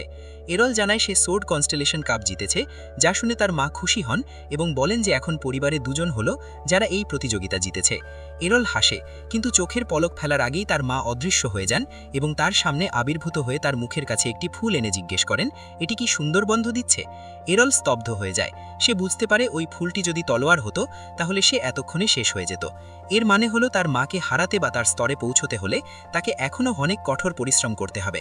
সে তার মায়ের দিকে তাকিয়ে হাসে এবং বলে যে সে কেন এসেছে মা আগেই বুঝে গেছেন। তার মাও হাসে এবং বলে যে এখানে লড়াই করলে পুরো বাড়ি ভেঙে যাবে, তাই তারা পাহাড়ের পেছনে ট্রেনিং গ্রাউন্ডে লড়াই করবেন। দুজন প্রস্তুত হয়ে তলোয়ার নিয়ে সেখানে পৌঁছান। মা তার দিকে তাকিয়ে হাসেন এই ভেবে যে তার ছেলে এখন কত শক্তিশালী হয়েছে। কিন্তু এরল সতর্ক করে যে এবার যেন মা তাকে হালকাভাবে না নেন, কারণ সে আগের চেয়ে অনেক বেশি উন্নত হয়েছে। তার মা শুধু হাসেন এবং পরের মুহূর্তেই তলোয়ার নিয়ে তার সামনে আবির্ভূত হন। এরল আক্রমণটি ব্লক করে দেয় এবং সংঘর্ষের ফলে আগুনের ফুলকি উঠতে থাকে। মা হাসি মুখে বলেন যে এরল যেন অন্তত এটি মনে না করে যে তিনি লড়াইটিকে গুরুত্ব দিচ্ছেন না। এরল তার মায়ের কথাগুলোকে পাত্তা না দিয়ে নিজের লড়াইয়ে মন দেয়, কারণ সে জানে সামান্যতম অন্যমনস্কতাও তার জন্য বিপজ্জনক হতে পারে। সে উপলব্ধি করে যে সেই আক্রমণটি কেবল এই কারণেই আটকাতে পেরেছে কারণ আগে বাড়ির পেছনের আঙিনায় সে তার মাকে অনেকবার এমনটা করতে দেখেছিল। সে বুঝতে পারে যে জিততি বলে তাকে রক্ষণভাগ ছেড়ে আক্রমণে যেতে হবে। সে একপাশে সরে গিয়ে বাতাসে লাফিয়ে উঠে এবং ডিভাইন স্ল্যাশ আর টুইন এয়ার স্লাইসেসের একটি কম্বো অ্যাটাক মায়ের দিকে ছুড়ে দেয়। তার মা অত্যন্ত সহজেই সেগুলো প্রতিহত করেন এবং উত্তেজিত হয়ে জিজ্ঞেস করেন সে কি দুটি স্কিল একসাথে ব্যবহার করেছে। এরল হ্যাঁ বলে এবং পাল্টা জানতে চায় ওই আক্রমণগুলো ব্লক করতে মা কোন স্কিল ব্যবহার করেছেন। মা কিছুটা অবাক হয়ে উত্তর দেন যে তিনি শুধু তলোয়ারটি ঘুরিয়েছেন, বিশেষ কোনো স্কিল ব্যবহার করেননি। এরল পুরোপুরি স্তম্ভিত হয়ে যায় কারণ সে বুঝতে পারে তার সেরা আক্রমণগুলো মা এত অনায়াসেই সামলে নিয়েছেন যে কোনো বিশেষ স্কিল ব্যবহারের প্রয়োজনই পড়েনি। দুজনের তলোয়ারের সংঘর্ষ চলতেই থাকে এবং এতে এত বিশাল শকওয়েভ তৈরি হয় যে গ্রামের মানুষ ভয় পেয়ে যায়। তারা ভাবতে শুরু করে যে জঙ্গলে বোধহয় দুটি মনস্টার লড়াই করছে। এরল চাপের মাত্রা বাড়াতে থাকে এবং এরিয়াল লিপস ব্যবহার করে বাতাসে লাফিয়ে মায়ের কাছাকাছি পৌঁছানোর চেষ্টা করে, কিন্তু মা তাকে আবারও হটিয়ে দেন এবং দুজনেই মাটিতে ফিরে আসেন। তার মা হেসে বলেন যে এখন হয়তো তাকে নিজের পূর্ণ শক্তি দেখাতে হবে এবং তিনি তার তলোয়ারের ডিভাইন স্ট্রেংথ বা দৈব শক্তি উন্মুক্ত করে দেন। এরলও একই কাজ করে এবং তারা আবারও একে অপরের উপর ঝাঁপিয়ে পড়ে। ইতিমধ্যে রেও গ্রামে পৌঁছে যায় এবং দেখে চারপাশটা বেশ জনশূন্য লাগছে, তাই সে এরলের বাড়িতে গিয়ে খোঁজ নেওয়ার সিদ্ধান্ত নেয় যে সে ফিরেছে কিনা। দরজা খোলে এরলের ছোট বোন, যার নিজের ভাইয়ের ব্যাপারে খোঁজ নিতে আসা এই অচেনা মেয়েটিকে মোটেও পছন্দ হয় না। সে রেকে বিদায় করে দিয়ে দরজা বন্ধ করতে যাচ্ছিল, ঠিক তখনই এরল এবং তার মা লড়াইয়ের পর রক্তাক্ত ও বিধ্বস্ত অবস্থায় ফিরে আসেন। এরল রেকে গ্রামে দেখে অবাক হয়ে যায় এবং জানায় যে সে বনের ভেতর তার মায়ের সাথে লড়াই করছিল। তার মাকে বেশ গর্বিত দেখায় এবং তিনি বলেন যে এরল এখন অনেক শক্তিশালী হয়ে গেছে এবং আজ সে তাকে হারিয়েও দিয়েছে। এরল হেসে বলে যে লড়াইটা সমানে সমান ছিল এবং সে কেবল গায়ের জোরে জিতেছে। রি আরও বেশি অবাক হয়ে যায় কারণ সে জানে এরলের মা আসলে সেই কিংবদন্তি সোর্ড কনস্টেলেশন, কিন্তু এরল বলে যে মা যদি তার যৌবনে থাকতেন তবে তাকে কয়েক সেকেন্ডেই হারিয়ে দিতেন। তবুও এতদিন ট্রেনিং না করার পরেও মা ছিলেন তার জীবনের সবচেয়ে কঠিন প্রতিপক্ষ। তারা সবাই ঘরের ভেতর গিয়ে কেক খেতে খেতে গল্প শুরু করে। এরলের মা বেশ কৌতূহলী হয়ে ওঠেন যে এই সুন্দরী তরুণীর সাথে এরলের পরিচয় কিভাবে হলো। এরল ক্যাজুয়ালি বলে যে তারা শহরে একসাথে থাকত, যা শুনে মায়ের চোখে খুশির ঝিলিক দেখা যায়। তিনি ভাবতে শুরু করেন মেয়েটি কি তবে এরলের বিশেষ কেউ, কিন্তু রে দ্রুত পরিষ্কার করে দেয় যে তারা একই গিল্ডে ছিল এবং সম্পর্কটা কেবল সেখানেই সীমাবদ্ধ। তখন রের মনে পড়ে সে এখানে কেন এসেছে। সে এরলকে জিজ্ঞেস করে সে এত হঠাৎ করে গিল্ড কেন ছেড়ে দিল। এরল বলে সে তো পদত্যাগপত্র রেখে এসেছিল। রে কিছুটা মন খারাপ করে বলে তার অন্তত সবার সাথে কথা বলে বিদায় জানানো উচিত ছিল, কিন্তু এরল নির্লিপ্ত মুখে মুখে উত্তর দেয় যে শহরে তার জন্য আর কোনো প্রতিদ্বন্দ্বী বাকি ছিল না, তাই চলে আসা ছাড়া তার আর উপায় ছিল না। মা মাঝখান থেকে জিজ্ঞেস করেন রে কি এত দূর থেকে কেবল এরলের চিন্তাই এখানে এসেছে। রে তা অস্বীকার করে এবং বলে সে আসলে তাদের ছাত্র হতে চায়, যাতে সে সব টেকনিক শিখতে পারে। এরলের মা মুচকি হেসে জিজ্ঞেস করেন রে কি এখানে এরলের জন্য একজন ভালো গৃহিণী হওয়া শিখতে এসেছে। রে যখন কিছু একটা বলে প্রতিবাদ করতে যাবে, তখনই বাড়ির সামনে থেকে একটি পরিচিত কণ্ঠ শোনা যায়। এভান্স এরলের মাকে ডেকে বলেন যে তাদের এখনই বনের দিকে যেতে হবে, কারণ কিছুক্ষণ আগে কিছু অত্যন্ত শক্তিশালী মনস্টার বনের অর্ধেকটা ধ্বংস করে দিয়েছে। এরলের মা পরিস্থিতি আন্দাজ করে বলেন যে তিনি এবং এরল ইতিমধ্যে সেখানে গিয়েছিলেন এবং মনস্টারদের ব্যবস্থা করে ফেলেছেন, তাই এখন আর কোনো সমস্যা নেই। এভান্স এটি শুনে স্বস্তি পান এবং বলেন যে তিনি গ্রামবাসীদের জানিয়ে দেবেন যে গ্রাম ছেড়ে পালানোর কোনো প্রয়োজন নেই। তখন তার নজর রের ওপর পড়ে এবং সে বলে যে রে দিন দিন তার মায়ের মতোই দেখতে হয়ে যাচ্ছে। তারপর সে জিজ্ঞেস করে যে সে এখানে কি করছে। রে জবাব দিতেই যাচ্ছিল, কিন্তু এরলের মা মাঝখান থেকে বলে ওঠেন যে রে এখানে আদর্শ স্থির হওয়া শিখতে এসেছে। রে সাথে সাথেই প্রতিবাদ করে এবং বলে যে সে শুধু একজন দক্ষ সোর্সম্যান হতে চায়, কিন্তু এরলের মা হেসে বলেন যে তিনি তাকে তলোয়ার চালানোও শেখাবেন, আবার গৃহস্থালির কাজও। বাকি সব কথা পাশে সরিয়ে রেখে এরল ওপরে তার বাবার স্টাডি রুমে চলে যায়, যেখানে তার বাবা জাদুকরি চিহ্ন দিয়ে ঘেরা কিছু নথিপত্র নিয়ে কাজ করছিলেন। তিনি এরলকে স্বাগত জানান এবং বলেন যে তিনি একটি বড় আবিষ্কারের খুব কাছাকাছি, যা হয়তো তাদের সেরা টেকনিক হবে। এরলের এইসবে খুব একটা আগ্রহ ছিল না। সে সরাসরি বলে দেয় যে সে অবশেষে তার মাকে হারিয়েছে এবং এখন সে তার বাবার কাছে জাদু শিখতে চায়। তার বাবা সোর্ড কনস্টেলেশনকে হারানোর জন্য তাকে অভিনন্দন জানান, কিন্তু সরাসরি মানা করে দেন যে সে জাদু শিখতে পারবে না। এদিকে রান্নাঘরে এরলের মা রেকে সবজি কাটার জন্য একটি ছুরি দেন, কিন্তু রে আজ পর্যন্ত তলোয়ার ছাড়া আর কিছুই ধরেনি, তাই সে ছুরিটিকেও তলোয়ারের মতো ব্যবহার করতে শুরু করে এবং পুরো টেবিলটাই ভেঙে ফেলে। এটি দেখে মা এবং এরলের ছোট বোন দুজনেই চমকে যায়। কিছুক্ষণ পর এরল এবং তার বাবা টেবিলটি মেরামত করে দেন এবং একটি ভাঙা মগ জাদু দিয়ে ঠিক করে দেখান। যন্ত্রপাতি শেডে রাখার সময় তার বাবা আবারও বলেন যে জাদু শেখার চেষ্টা ছেড়ে দিতে, কারণ এটি তার জন্য অসম্ভব। তিনি বুঝিয়ে বলেন যে তলোয়ারের ক্ষেত্রে প্রতিদিন প্র্যাকটিস করে ধীরে ধীরে উন্নতি করা যায় এবং শেডে পড়ে থাকা ভাঙা তলোয়ারগুলো তার কঠোর পরিশ্রমের প্রমাণ, কিন্তু মানা ছাড়া জাদু শেখাটা হাত ছাড়া তলোয়ার চালানোর মতোই। এরল তার বাবাকে জিজ্ঞেস করে যে তিনি কিভাবে জানলেন যে তার মানা নেই। তার বাবা বলেন যে যদি থাকতো তবে সে কোনো ক্লাস পেত, কিন্তু এরলের মনে পড়ে যে ব্রেসিয়াতে রের সাথে ট্রেনিং করার সময় সে গিল্ডের সব হোলি ওয়াটার শেষ করে ফেলেছিল। এতে লুলি বিরক্ত হয়ে বলেছিল যে তাদের গিল্ড এমনিতেই ঋণে ডুবে আছে আর এরল তাদের আরও ডোবাচ্ছে। এরপর লুলি কিছু মানা রিকভারি পোষণ নিয়ে আসে এবং তাকে খেতে বলে। সেই পোষণগুলো খাওয়ার পর এরল তার শরীরে সামান্য মানার প্রবাহ অনুভব করতে শুরু করে। তার বাবা এটি শুনে বেশ আগ্রহী হন এবং পরীক্ষা করার সিদ্ধান্ত নেন। তিনি এরলকে নির্দেশ দেন তার তালুতে সামান্য মানা রিলিজ করতে। আশ্চর্যজনকভাবে এরলটা করতে পারে, কিন্তু সাথে সাথে অজ্ঞান হয়ে যায়। এটি পরিষ্কার প্রমাণ দেয় যে তার ভিতরে সামান্য হলেও মানা আছে। যখন এরলের জ্ঞান ফিরে সে জিজ্ঞেস করে সে এখন জাদু শিখবে কিভাবে। তার বাবা বলেন যে তার মানার ভাণ্ডার এখন নবজাতক শিশুর চেয়েও ছোট, তাই তাকে প্রতিদিন ট্রেনিং করে এটি বাড়াতে হবে। ট্রেনিং যেহেতু এরলের সবচেয়ে শক্তিশালী দিক, তাই সে অনেকগুলো মানা পোষণ কেনে এবং প্রতিদিন প্র্যাকটিস শুরু করে। 6 মাস পর সে এতটুকু মানা তৈরি করতে সক্ষম হয় যে সে কমপ্লিট নিউবি ক্যাটাগরিতে চলে আসে। এটি দেখে তার বাবা অত্যন্ত খুশি হন এবং বলেন যে এখন তার ম্যাজিক একাডেমিতে যাওয়া উচিত, যেখানে তিনি নিজে জাদু শিখেছিলেন। তিনি জাদুকরি মন্ত্রে ভরা একটি স্ক্রোল এরলকে দেন এবং বলেন যে জাদুবিদ্যা আয়ত্ত করতে হলে এগুলো শিখতে হবে। এইসবে এরলের মনে নতুন সম্ভাবনার সৃষ্টি হয়, সেই জায়গা যেখানে তার বাবা দেশের অন্যতম সেরা জাদুকর হয়েছিলেন। সন্ধ্যায় সবাই ডিনারের জন্য বসে এবং এরলের মা জানান যে রে এখন ঘরের কাজ এবং তলোয়ার চালনা উভয় ক্ষেত্রেই অনেক উন্নতি করছে, যা এরলকে আনন্দিত করে। অন্যদিকে এরলের বাবা বলেন যে এরল এখন একজন জাদুকর হওয়ার পথে এবং এর ফলে তার সামনে অসীম সম্ভাবনার দ্বার খুলে যাচ্ছে। এখন এরলকে তার পরবর্তী লক্ষ্যের দিকে এগিয়ে যেতে হবে। 3 বছর কেটে যায়।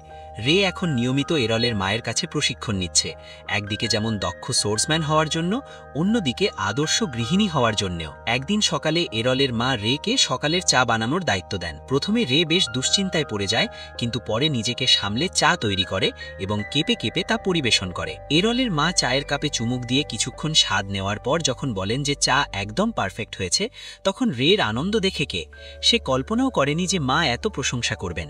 কিন্তু এই আনন্দ বেশিক্ষণ স্থায়ী ঠাঁই হলো না। ওপরতলা থেকে এরলের ছোট বোন মীরার চিৎকার শোনা যায়। মীরা কাঁদতে কাঁদতে জানায় যে সে যখন এরলকে জাগাতে গিয়েছিল তখন দেখে ঘরে কেউ নেই, শুধু একটি চিরকুট পড়ে আছে। রে এবং এরলের মা দুজনেই চিরকুটটি পড়েন, যেখানে শুধু একটা লাইন লেখা ছিল, সে জাদুর শহর আশবেলে প্রশিক্ষণের জন্য যাচ্ছে। অ্যারলের মা কিছুটা বিষণ্ণ হয়ে পড়লেন এই ভেবে যে ছেলে যাওয়ার আগে অন্তত একটা বিদায় তো জানিয়ে যেতে পারত। এদিকে মীরা তখনও কেঁদেই চলেছে। এই দৃশ্য দেখে রে উপলব্ধি করল ছোটবেলায় যখন সে তলোয়ারের শহর ব্রেসিয়ায় যাওয়ার জন্য ঘর ছেড়েছিল তখন তার পরিবারের ওপর দিয়েও নিশ্চয়ই এমন ঝড় বয়ে গিয়েছিল। অ্যারলের মা রেকে বললেন যে তিনি চান না রেও যেন কোনোদিন এভাবে না বলে চলে যায়। রে মৃদু স্বরে কথা দিল যে সে কখনোই এমনটা করবে না, কারণ মায়ের কাছ থেকে তার এখনো অনেক কিছু শেখা বাকি। অ্যারলের মা ভাবতে থাকেন, প্রথমে তার বড় মেয়ে ঘর ছাড়ল, আর এখন ছেলেও আবার বেরিয়ে পড়ল। তিনি কি কোনোদিন তাদের দুজনকে আবার একসাথে দেখতে পাবেন? এদিকে অ্যারল ততক্ষণে গ্রামের শেষ সীমানায় পৌঁছে গেছে। সেই পরিচিত ড্রাইভারের সাথেই সে ভ্রমণ করছে যে তাকে আগে ব্রেসিয়ায় নিয়ে গিয়েছিল। ড্রাইভার অ্যারলকে আবার দেখে বেশ অবাক। অ্যারল জিজ্ঞেস করল গন্তব্যে পৌঁছাতে কত সময় লাগবে। ড্রাইভার জানাল প্রায় 2 দিন। পথ চলতে চলতে ড্রাইভার অ্যারলকে বলল যে সে সত্যি এক অদ্ভুত ছেলে। প্রথমে ব্রেসিয়ায় গিয়ে নিজের শক্তি ও দক্ষতার পরিচয় দিয়ে বিখ্যাত হলো, তারপর সব নাম যশ ছেলে আবার এমন এক গ্রামে ফিরে এলো যার নামও কেউ জানে না। এরপর 3 বছর কোনো খোঁজ নেই, আর এখন আবার জাদুর শহর আর্সবেলের দিকে রওনা হয়েছে। অ্যারল সহজভাবে বলল যে সে শুধু এন্ট্রান্স এক্সাম দিয়ে দেখতে চায় অন্যদের তুলনায় সে কতটা পারদর্শী। ঠিক তখনই একটি লাল চুলের তরুণ অ্যারলকে জিজ্ঞেস করল সে কি ম্যাজিক একাডেমির ভর্তি পরীক্ষা দিতে যাচ্ছে। ছেলেটি অ্যারলকে দেখে কিছুটা অবাক হলো, কারণ অ্যারল অন্য পরীক্ষার্থীদের তুলনায় বয়সে বড় মনে হচ্ছিল। অ্যারল কিছু বলার আগেই একটি নীল চুলের মেয়ে লাল চুলের ছেলেটির ওপর ক্ষেপে গিয়ে বলল, মানুষকে নিয়ে মজা করা বন্ধ করো। মেয়েটি ভেবে নিয়েছিল অ্যারল নিশ্চয়ই গত কয়েক বছর ধরে পরীক্ষার ফেল করছে বলেই এখন তার বয়স বেশি লাগছে। অ্যারল যখন পরিষ্কার করতে চাইল যে এটিই তার প্রথম প্রচেষ্টা, তখন নীল চুলের মেয়েটি তাকে জ্ঞান দিতে শুরু করল যে দুর্বল মানুষদের নিজের দুর্বলতা কাটিয়ে ওঠার চেষ্টা করা সত্যিই প্রশংসনীয়। লাল চুলের ছেলে আর নীল চুলের মেয়ের মধ্যে তর্ক বেঁধে গেল, আর সবুজ চুলের মেয়েটি তাদের শান্ত করার চেষ্টা করেও ব্যর্থ হলো। লাল চুলের ছেলেটি আবার অ্যারলের দিকে ঘুরে জিজ্ঞেস করল সে কোন জাদুতে পারদর্শী। সে গর্বের সাথে জানাল যে সে রেড ম্যাজিক বা আগুনের জাদু ব্যবহার করে। অ্যারলের মনে পড়ে গেল তার বাবার কথা, যিনি তাকে জাদুর বিভিন্ন রং বা শ্রেণী বিভাগ বুঝিয়েছিলেন। কালো হলো ডার্ক ম্যাজিক, সাদা হলো লাইট ম্যাজিক, হলুদ হলো আর্থ ম্যাজিক, সবুজ হলো উইন্ড ম্যাজিক, নীল হলো ওয়াটার ম্যাজিক এবং লাল হলো ফায়ার ম্যাজিক। যেহেতু অ্যারলের জন্মগত কোনো বিশেষ ক্ষমতা ছিল না, তার বাবা তাকে সব ধরনের জাদুই চেষ্টা করতে বলেছিলেন। অতীত থেকে বর্তমানে ফিরে এসে অ্যারল লাল চুলের ছেলেটিকে বলল যে সে নিজেও জানে না সে কোন জাদুতে পারদর্শী, কারণ তার কোনো ক্লাস নেই। এটি শুনে ছেলেটি স্তম্ভিত হয়ে গেল, কিন্তু নীল চুলের মেয়েটি তাকে মিথ্যাবাদী বলে অভিযুক্ত করল। সে বলল অ্যারল নিশ্চয়ই তাদের নিয়ে মজা করছে, কারণ কোনো ক্লাসলেস মানুষ ম্যাজিক একাডেমির পরীক্ষার বসার স্বপ্নও দেখতে পারে না। লাল চুলের ছেলেটি এবার রাগে ফুঁসে উঠে অ্যারলকে বলল এই ফালতু রসিকতা বন্ধ করতে। অ্যারল শান্তভাবে নিজের ক্লাস কার্ডটি দেখিয়ে দেয়, যা প্রমাণ করে যে সে সত্যিই একজন ক্লাসলেস। বাচ্চাগুলো একদম থমকে যায় এবং বলতে থাকে যে সে কোনোদিন এই পরীক্ষায় পাশ করতে পারবে না। অ্যারল কিছু একটা বলতে যাচ্ছিল, তার আগেই জঙ্গল থেকে এক ভয়াবহ গর্জন ভেসে আসে, যা চারপাশের গাছপালা কাঁপিয়ে দেয়। অ্যারল তৎক্ষণাৎ শব্দটা চিনে ফেলে এবং জানায় যে এটি সম্ভবত ট্রোল কিং, যে গভীর ঘুম থেকে জেগে উঠেছে। লাল চুলের ছেলেটি প্যানিক করতে শুরু করে। সে বলে যে তাদের পালানো উচিত, কারণ ট্রোল কিং অবিশ্বাস্য রকমের শক্তিশালী। নীল চুলের মেয়েটি ড্রাইভারকে চিৎকার করে গাড়ি জোরে চালাতে বলে। ড্রাইভার ঘাবড়ে গিয়ে পেছন ফিরে জানায় যে ওই ডাক শুনে তার ঘোড়াগুলো ভয়ে অজ্ঞান হয়ে গেছে। মেয়েটি বুঝতে পারে যে এখন পালানোর কোনো পথ নেই এবং তাদের এখানেই দাঁড়িয়ে লড়াই করতে হবে। সে পরিকল্পনা করতে শুরু করে এবং অন্যদের বলে যে ট্রোল শেষ পর্যন্ত ট্রোলই, সবাই মিলে এই ধীরগতির মনস্টারটিকে কুপোকাত করা সম্ভব। কিন্তু তাদের পরিকল্পনা ভেস্তে যায় যখন জঙ্গল থেকে ট্রোল কিং হাতে এক বিশাল মুগুর নিয়ে বেরিয়ে আসে। লাল চুলের ছেলেটি মেয়েদের শান্ত করার চেষ্টা করে বলে যে ট্রোলটি বিশাল হলেও তাদের মাথা ঠান্ডা রাখতে হবে। কিন্তু তখনই আরও বড় একটি ট্রোল আবির্ভূত হয় এবং তার দানবীয় মুগুর দিয়ে প্রথম ট্রোলটিকে এক আঘাতেই হাওয়ায় উড়িয়ে দেয়। মেয়েরা ভয়ে কাঁপতে কাঁপতে হাঁটু গেড়ে বসে পড়ে এবং উপলব্ধি করে যে তাদের জাদু এই মনস্টারের সামনে কিচ্ছু না। তবে লাল চুলের ছেলেটি নিজের সাহস বজায় রাখার চেষ্টা করে। সে গাড়ি থেকে নিচে লাফ দিয়ে পড়ে, নিজেকে স্থির করে এবং তার জাদুদণ্ড বের করে নিজের সবটুকু মানা দিয়ে একটি ফায়ার বল ট্রোলের মুখে ছুঁড়ে মারে। 1 সেকেন্ডের জন্য মনে হয়েছিল হয়তো সুযোগ তৈরি হয়েছে, কিন্তু ধোঁয়া সরে গেলে দেখা যায় ট্রোলটির কিচ্ছু হয়নি, বরং সে আরও রেগে গেছে। ছেলেটি তার সব শক্তি ওই এক আক্রমণেই খরচ করে ফেলেছিল, তাই এখন আর পালানোরও পথ নেই। ট্রোলটি তার দিকে তেড়ে আসতেই এক বিশাল বিস্ফোরণে চারপাশ ঢেকে যায়। সেই বিস্ফোরণ ট্রোলটিকে সরাসরি ছাইয়ে পরিণত করে দেয়। সবাই স্তব্ধ হয়ে যায়। অ্যারল পেছন থেকে বেরিয়ে আসে বিড়বিড় করে বলে যে হয়তো তার জাদুতে নিয়ন্ত্রণ রাখা উচিত। ছেলেটি পুরোপুরি হতভম্ব হয়ে যায়, আর মেয়েরা ফিসফিস করে বলতে থাকে যে এক্সপ্লোজন ম্যাজিক অত্যন্ত উন্নত পর্যায়ের জাদু, যা কেবল শক্তিশালী জাদুকররাই ব্যবহার করতে পারেন। অ্যারল তাদের কথায় কান না দিয়ে সোজা ঘোড়াগুলোর কাছে যায় এবং নিজের হিলিং স্পেল ব্যবহার করে তাদের সুস্থ করে দেয়। সে যখন পেছনে তাকায়, দেখে লাল চুলের ছেলেটি হাঁটু গেড়ে বসে ক্ষমা চাইছে এবং তাকে মাস্টার হওয়ার অনুরোধ করছে। সে বলে সে একদিন বড় জাদুকর হতে চায়। অ্যারল বোঝানোর চেষ্টা করে যে তারা ভুল বুঝছে, সে কোনো মাস্টার নয়, কেবল একজন পরীক্ষার্থী। সে আবার তার ক্লাস কার্ড দেখায়, কিন্তু সবুজ চুলের মেয়েটি বলে সে নিশ্চয়ই কোনো লেজেন্ডারি জাদুকর যে নিজের পরিচয় লোকানোর জন্য নকল কার্ড ব্যবহার করছে। ভুল বোঝাবুঝি না মেটেই অ্যারল আর্টসবেলের দিকে নিজের যাত্রা চালিয়ে যায় এবং কয়েকদিন পর সকালে সেখানে পৌঁছে যায়। শহরটি একটি বিশাল হ্রদের মাঝখানে অবস্থিত, যেখানে প্রবেশের জন্য চারদিকে ড্র ব্রিজ লাগানো। মেয়েরা অবাক হয়ে দেখে যে আগের সেই অতি আত্মবিশ্বাসী লাল চুলের ছেলেটি এখন অ্যারলের চারপাশে পোষা কুকুরের মতো ঘুরছে এবং হাজার হাজার প্রশ্ন করছে। শহরে ঢোকার পর ছেলেটি অ্যারলকে বলে যে সে নিশ্চয়ই রেড ম্যাজিকের পরীক্ষা দেবে, অর্থাৎ তারা দুজনেই একই গ্রুপে থাকবে। অন্যদিকে সবুজ ও নীল চুলের মেয়েরা আর্থ ও ওয়াটার ম্যাজিকের জন্য আবেদন করছিল। এখানেই অ্যারল জানতে পারে যে এখানকার কোর্স এবং পরীক্ষাগুলো জাদুকীয় ক্ষমতার ভিত্তিতে বিভক্ত। সে মনে মনে আশা করতে থাকে যেন ব্রেসিয়ার মতো এখানেও তাকে ক্লাসলেস হওয়ার জন্য বাতিল না করে দেওয়া হয়। কিন্তু বড় চমকটি আসে যখন সে রিসেপশন ডেস্কে পৌঁছায়। রিসেপশনিস্ট তাকে দেখে হাসেন, তার কার্ডে স্ট্যাম্প দেন এবং তাকে রোল নম্বর দিয়ে দেন। অ্যারল কিছুটা ইতস্তত হয়ে জিজ্ঞেস করে যে ক্লাসলেস হওয়ার পরেও কি পরীক্ষা দেওয়া যাবে। রিসেপশনিস্ট শান্তভাবে উত্তর দেন যে প্রত্যেক মানুষের পরীক্ষা দেওয়ার সমান অধিকার আছে এবং এখানে কারো সাথে বৈষম্য করা হয় না। অ্যারল তখন বুঝতে পারে যে এই জায়গাটি সত্যিই ব্রেসিয়া থেকে অনেক আলাদা।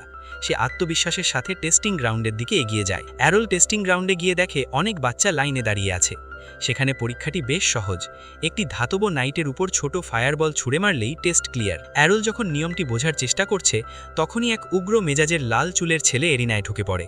সে ইন্সট্রাক্টরকে চ্যালেঞ্জ করে বসে যে সে কি এই পুতুলগুলির একটিকে ধ্বংস করতে পারে। ইন্সট্রাক্টর প্রথমে অবাক হলেও তার কার্ড চেক করে বুঝতে পারেন সে একজন অ্যাডভান্সড ম্যাজিক ইউজার, যা বেশ রেয়ার। সবাই অবাক হয়ে দেখে যখন সে একটি স্পেল পড়ে আগুনের বিশাল একটি স্তম্ভ তৈরি করে মিথ্রেল নাইটটিকে ঘিরে ফেলে। নিজের সাফল্যে সে বেশ গর্বিত বোধ করে, কিন্তু আমাদের পরিচিত সেই লাল চুলের ছেলেটি সাথে সাথে বলে যে অ্যারল এর চেয়েও ভালো করতে পারে। ওই অহংকারী ছেলেটি রেগে গিয়ে জিজ্ঞেস করে কোনো সাধারণ মানুষ কি একজন অ্যাডভান্সড ইউজারের চেয়ে শক্তিশালী হতে পারে। অ্যারলের ভক্ত ছেলেটি পুরো আত্মবিশ্বাসের সাথে জবাব দেয় যে অ্যারল ওকে ব্রেকফাস্টে চিবিয়েছে, লাঞ্চের আগেই হজম করে ফেলবে। অহংকারী ছেলেটি এটাকে ফাঁকা ধমক মনে করে, বলে কেউ তার মতো মেটাল গলাতে পারবে না। তখন অ্যারল মাঝখান থেকে বলে যে নাইটটি কিন্তু এখনও গলেনি। ইন্সট্রাক্টর বুঝিয়ে বলেন যে এগুলো মিথ্রিল দিয়ে তৈরি, যা পৃথিবীর অন্যতম শক্ত ধাতু, তাই এটি এত সহজে গলে না। অ্যারলের ভক্ত ছেলেটি আবার ওই অহংকারী ছেলেটিকে পচাতে শুরু করলে অ্যারল ওর মাথায় একটা চাটি মেরে নিজেই এরিনায় নেমে পড়ে। অ্যারল ঠিক করে সেই একই স্পেল ব্যবহার করবে। সবাই অবাক হয়, কিন্তু অ্যারলের আগুন তেমন জাঁকজমকপূর্ণ ছিল না, শুধু ছোট একটি আগুনের কলাম বের হয়। অহংকারী ছেলেটি হাসতে শুরু করে, কিন্তু তার হাসি মুহূর্তেই থেমে যায় যখন দেখা যায় মিথ্রিল নাইটটি পুরোপুরি গলে গিয়ে তরল মেটালের স্তূপে পরিণত হয়েছে। ছেলেটি চিৎকার করে বলে যে সাধারণ ইরাপশন ম্যাজিক কোনোদিন মিথ্রিল গলাতে পারে না। অ্যারল শান্তভাবে বুঝিয়ে বলে যে সে স্পেলটিকে মডিফাই করেছে। সবটুকু আগুনকে একটি ছোট কলামে সংকুচিত করার ফলে তাপ এত বেড়ে গিয়েছিল যে ধাতু গলে গিয়েছিল। এরপর অ্যারল আর সময় নষ্ট না করে এক এক করে সব অ্যারিনায় নিজের জাদু দেখাতে শুরু করে। ব্লু ম্যাজিক, সে একটি আইস এজ অ্যাটাক দিয়ে নাইটটিকে গুঁড়ো করে দেয়। গ্রিন ম্যাজিক, সেখানে তার সেই সবুজ চুলের ভীতু মেয়েটির সাথে দেখা হয়। অ্যারল তাকে সাহস যোগায় এবং নিজে একটা বিশাল টর্নেডো তৈরি করে উইন্ড মিলটিকে ভেঙে ফেলে।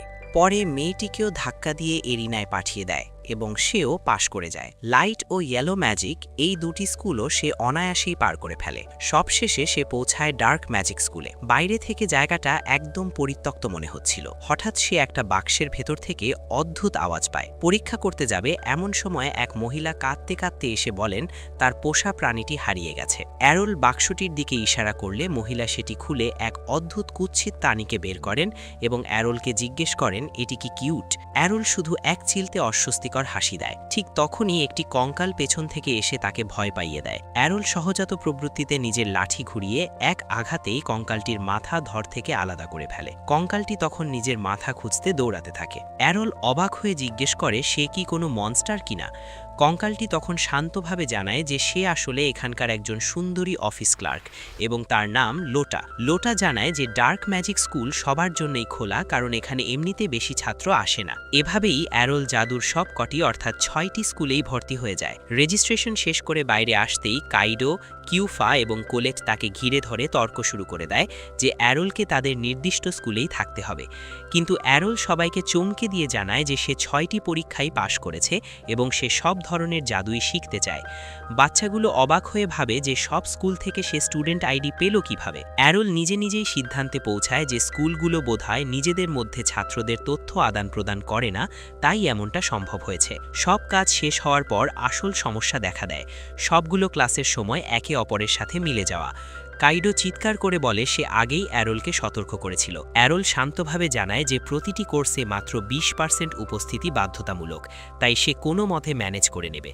আর যদি ফাইনাল পরীক্ষায় ভালো স্কোর করতে পারে তবে শিক্ষকদেরও কোনো আপত্তি থাকার কথা নয়। কোলেট তাকে মনে করিয়ে দেয় যে ক্লাসে নোট না নিলে পরীক্ষায় ভালো করা অসম্ভব, কারণ শিক্ষকরা লেকচারে একদম নতুন তথ্য দেন। অ্যারোল তখন তাদের থেকে নোট ধার করার প্রস্তাব দেয় এবং সবাই হাসি মুখে রাজি হয়ে যায়। বাকি 3 স্কুলের ব্যাপারে সে জানায় যে ডার্ক ম্যাজিক স্কুলের কোনো ধরা বাঁধা সময় নেই, সেখানে সবাই নিজে নিজেই পড়ে শেখে। আর ইয়েলো ও হোয়াইট স্কুলে সে আলাদাভাবে একটু বেশি মনোযোগ দেবে। কাইডো তাকে পূর্ণ সমর্থন দিলেও কিউফা কোলেটকে আড়ালে নিয়ে গিয়ে জিজ্ঞেস করে যে অ্যারোল কি সত্যি এই পাগলামি করে সফল হতে পারবে, কারণ বেশিরভাগ ছাত্র একসাথে 2টি স্কুলের চাপই নিতে পারে না। যাই হোক, অ্যারোল প্রথমে লাল স্কুলে কাইডোর সাথে যায়, সেখানে সেই অহংকারী রয়েসও ছিল। সে অ্যারোলকে দেখা মাত্রই তর্কে জড়িয়ে পড়ে এবং দাবি করে যে পরীক্ষায় যা হয়েছে তার নিছক ভাগ্য, কারণ তার মতো জাদুকরকে সাধারণ কেউ হারাতে পারে না। অ্যারোল যখন বলে সে স্পেলকাস্টারও নয়, তখন রয়েস আরও বিভ্রান্ত হয়ে যায়। সে প্রথমে ভাবে অ্যারোল কি তবে আর্চমেজ, কিন্তু অ্যারোল তাও অস্বীকার করে। পরে শিক্ষক এসে যখন হাজিরা খাতা দেখে জানান যে অ্যারোল ক্লাসলেস, তখন রয়েসের পুরো দুনিয়া ওলটপালট হয়ে যায়। লেকচার শুরু হলে কাইডো জাদুর লিপি বুঝতে হিমশিম খায়, কারণ এটি আগের চেয়ে অনেক জটিল ছিল। কিন্তু অ্যারোলের কাছে এসব একদম প্রাথমিক স্তরের মনে হয় এবং সে মনে মনে ভাবে কেন এসব শেখানো হচ্ছে।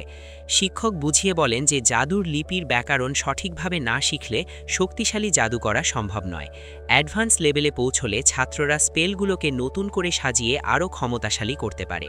কাইডো তখন মন্তব্য করে যে অ্যারোল পরীক্ষাতেও ঠিক তাই করেছিল। অ্যারোল অবাক হয় যে এটি একটি উচ্চতর টেকনিক, কারণ সে তো তার বাবাকে ছোটবেলা থেকেই এসব নিয়ে পরীক্ষা নিরীক্ষা করতে দেখেছে। এরপর অ্যারোল গ্রিন স্কুলে যায়। এ পর্যন্ত কোনো ক্লাস তাকে নতুন কিছু শেখাতে না পারলেও গ্রিন স্কুলের ওপর তার অনেক আশা ছিল, কারণ এখানে প্রথম দিনই ওরা বা ফ্লাইট ম্যাজিক শেখানো হচ্ছিল। কোলেট অবাক হয় যে অ্যারোলের মতো দক্ষ মানুষ উড়তে জানে না কেন। অ্যারোল উত্তর দেয় যে তার বাবা উচ্চতা ভয় পান বলে ফ্লাইট ম্যাজিক তাকে শেখাতে পারেননি। শিক্ষক ক্লাস শুরু করেন এবং সবাইকে নির্দেশ দেন যেন তারা নিজেদের বাতাসের উপর ভাসমান কল্পনা করে 2 হাত ছড়িয়ে ভারসাম্য বজায় রাখে। অ্যারোল বুঝতে পারে যে শিক্ষক ধরে নিয়েছেন সব ছাত্রই আগে থেকে উঠতে জানে, কিন্তু সে নিজে এই ব্যাপারে একদমই আনাড়ি। অন্যদিকে কোলেট বাতাসের ওপর কিছুটা ভেসে উঠলেও উত্তেজনায় ভারসাম্য হারিয়ে নিচে পড়ে যায়। অন্য ছাত্ররা তাকে নিয়ে হাসাহাসি করলেও সে পাত্তা না দিয়ে আবার অনুশীলন শুরু করে। অ্যারোল তার এই আত্মবিশ্বাস দেখে অনুপ্রাণিত হয়। সাধারণ বাতাসের স্রোত তাকে উপরে তুলবে এটা সে কল্পনাও করতে পারছিল না, তাই সে নিজের পায়ের নিচে একটা ছোট্ট টর্নেডো তৈরি করে নিজেকে ওপরে তুলে দেয়। টর্নেডো তাকে অনেক উঁচুতে ছুঁড়ে মারে এবং সে সজোরে মাটিতে আছড়ে পড়ে বড় গর্ত তৈরি করে। কোলেট তাকে টেনে তুলতে সাহায্য করে। ঠিক তখনই গ্রিন স্কুলের এক অহংকারী লাল চুলের ছেলে এসে তাদের লুজার বলে ঠাট্টা করে। সে অবলীলায় বাতাসে ভেসে রাজকীয়ভাবে উড়ে দেখায়। মুগ্ধ হলেও ছেলেটি জানায় যে সে আজীবন শুধু এই ফ্লাইট ম্যাজিকেরই সাধনা করেছে এবং সব রেসে জিতেছে। অ্যারোল অবাক হয়ে জানতে চায় কিসের রেস। কোলেট বুঝিয়ে বলে যে জাদুর সাহায্যে একটি নির্দিষ্ট পথে ওড়ার প্রতিযোগিতাকেই রেস বলে। অ্যারোল এতে বেশ আগ্রহী হয় এবং ঘোষণা দেয় যে সেও এই রেসে অংশ নেবে। অহংকারী ছেলেটি হাসতে হাসতে বলে যে যে এখনও উড়তেই শেখেনি তার পক্ষে 2 মাস পরের রেসে জেতা অসম্ভব, কারণ উড়তে শিখতেই অন্তত 6 মাস লাগে। কোলেট তাকে পরের বছর চেষ্টা করার পরামর্শ দেয়, কিন্তু অ্যারোল ততক্ষণে 2 মাসে জেতার পরিকল্পনা সেরে ফেলেছে। কয়েকদিন পর রাতে কাইডো, কিউফা এবং কোলেট স্কুলে যায়, কারণ কোলেট কিছু একটা ফেলে এসেছিল। সেখানে কিউফা জানায় যে ইদানিং গুজব ছড়িয়েছে রাতে স্কুলের আশেপাশে এক ভূত উড়তে দেখা যায়। অতিপ্রাকৃত বিষয়ে দুর্বল কাইডো ভয়ে কুঁকড়ে যায়। তখনই জানালার পাশে এক ছায়ামূর্তিকে উড়তে দেখে তারা আতঙ্কিত হয়ে পড়ে। ওই রহস্যময় ব্যক্তি জানালা দিয়ে ভেতরে ঢুকে কোলেটের মুখ চেপে ধরে যেন সে চিৎকার না করে। কাইডো আক্রমণের জন্য প্রস্তুত হয়, কিন্তু পরে প্রকাশ হয় যে এটি আসলে অ্যারোল, যে ওড়ার প্র্যাকটিস করছিল। বন্ধুরা যখন তাকে বলে যে রাতে শরীরের বিশ্রাম দরকার, তখন অ্যারোল এক অদ্ভুত কথা বলে। সে জানায় যে জানালার কাছে আসার সময় সে আসলে ঘুমিয়েছিল। সে নিজের শরীরকে এমনভাবে প্রশিক্ষণ দিয়েছে যে সে ঘুমের মধ্যেও স্পেল জব ও প্র্যাকটিস করতে পারে, কারণ তার কাছে বিশ্রামের সময় অলস বসে থাকা মানে সময়ের অপচয়। তার বন্ধুরা এ কথা শুনে যেমন স্তম্ভিত হয়, তেমনি ভেতরে ভেতরে আরও কঠোর পরিশ্রম করার অনুপ্রেরণা পায়। সবাই চলে গেলেও যেহেতু অ্যারোল এখন পুরোপুরি সজাগ, তাই সে সময়টাকে কাজে লাগাতে ডার্ক ম্যাজিক স্কুলে যায়। লোটা তাকে দেখে খুশি হয়। অ্যারোল লাইব্রেরিতে পড়ার অনুমতি চাইলে লোটা অবাক হয়ে জিজ্ঞেস করে সে কোন ধরনের বই পড়তে চায়। অ্যারোল জানায় সে সব বই পড়তে চায়, কারণ সব বইয়েই মূল্যবান তথ্য থাকে। সাধারণত ডার্ক ম্যাজিক বইয়ের নাম শুনেই যেখানে মানুষ পালিয়ে যায়, সেখানে অ্যারোলের এই আগ্রহ লোটাকে চমকে দেয়। পরের দিন সকালে রেড স্কুলের ক্লাসে এক ড্রামাটিক ঘটনা ঘটে। শিক্ষক বোর্ডে যে স্পেলের ফর্মুলা লিখেছিলেন, অ্যারোল সেখানে একটি ভুল ধরায় দেয়। কাইডো অ্যারোলের জ্ঞান দেখে মুগ্ধ হয়ে যায়। অ্যারোল তাকে বুঝিয়ে বলে যে যেহেতু সে কোনো স্পেশাল স্কিল ব্যবহার করতে পারে না, তাই তাকে প্রতিটি স্পেল মুখস্থ রাখতে হয়। কিছু স্পেল এত দীর্ঘ যে সেগুলো মনে রাখা কঠিন, তাই সে নিজে থেকেই সেগুলোকে ছোট এবং সহজ করে নিয়েছে। শিক্ষক এটি শুনে বেশ কৌতূহলী হন এবং অ্যারোলকে ব্ল্যাকবোর্ডে ডেকে দেখান। অ্যারোল স্পেলটিকে প্রায় অর্ধেক ছোট করে ফেলে। শিক্ষক অত্যন্ত মুগ্ধ হন, তবে তিনি সতর্ক করে দেন যে এই ছোট সংস্করণে নিরাপত্তা ব্যবস্থা নেই, অর্থাৎ যদি জাদুকরের মানা নিয়ন্ত্রণ নিখুঁত না হয় তাহলে জাদুটি বিস্ফোরিত হতে পারে।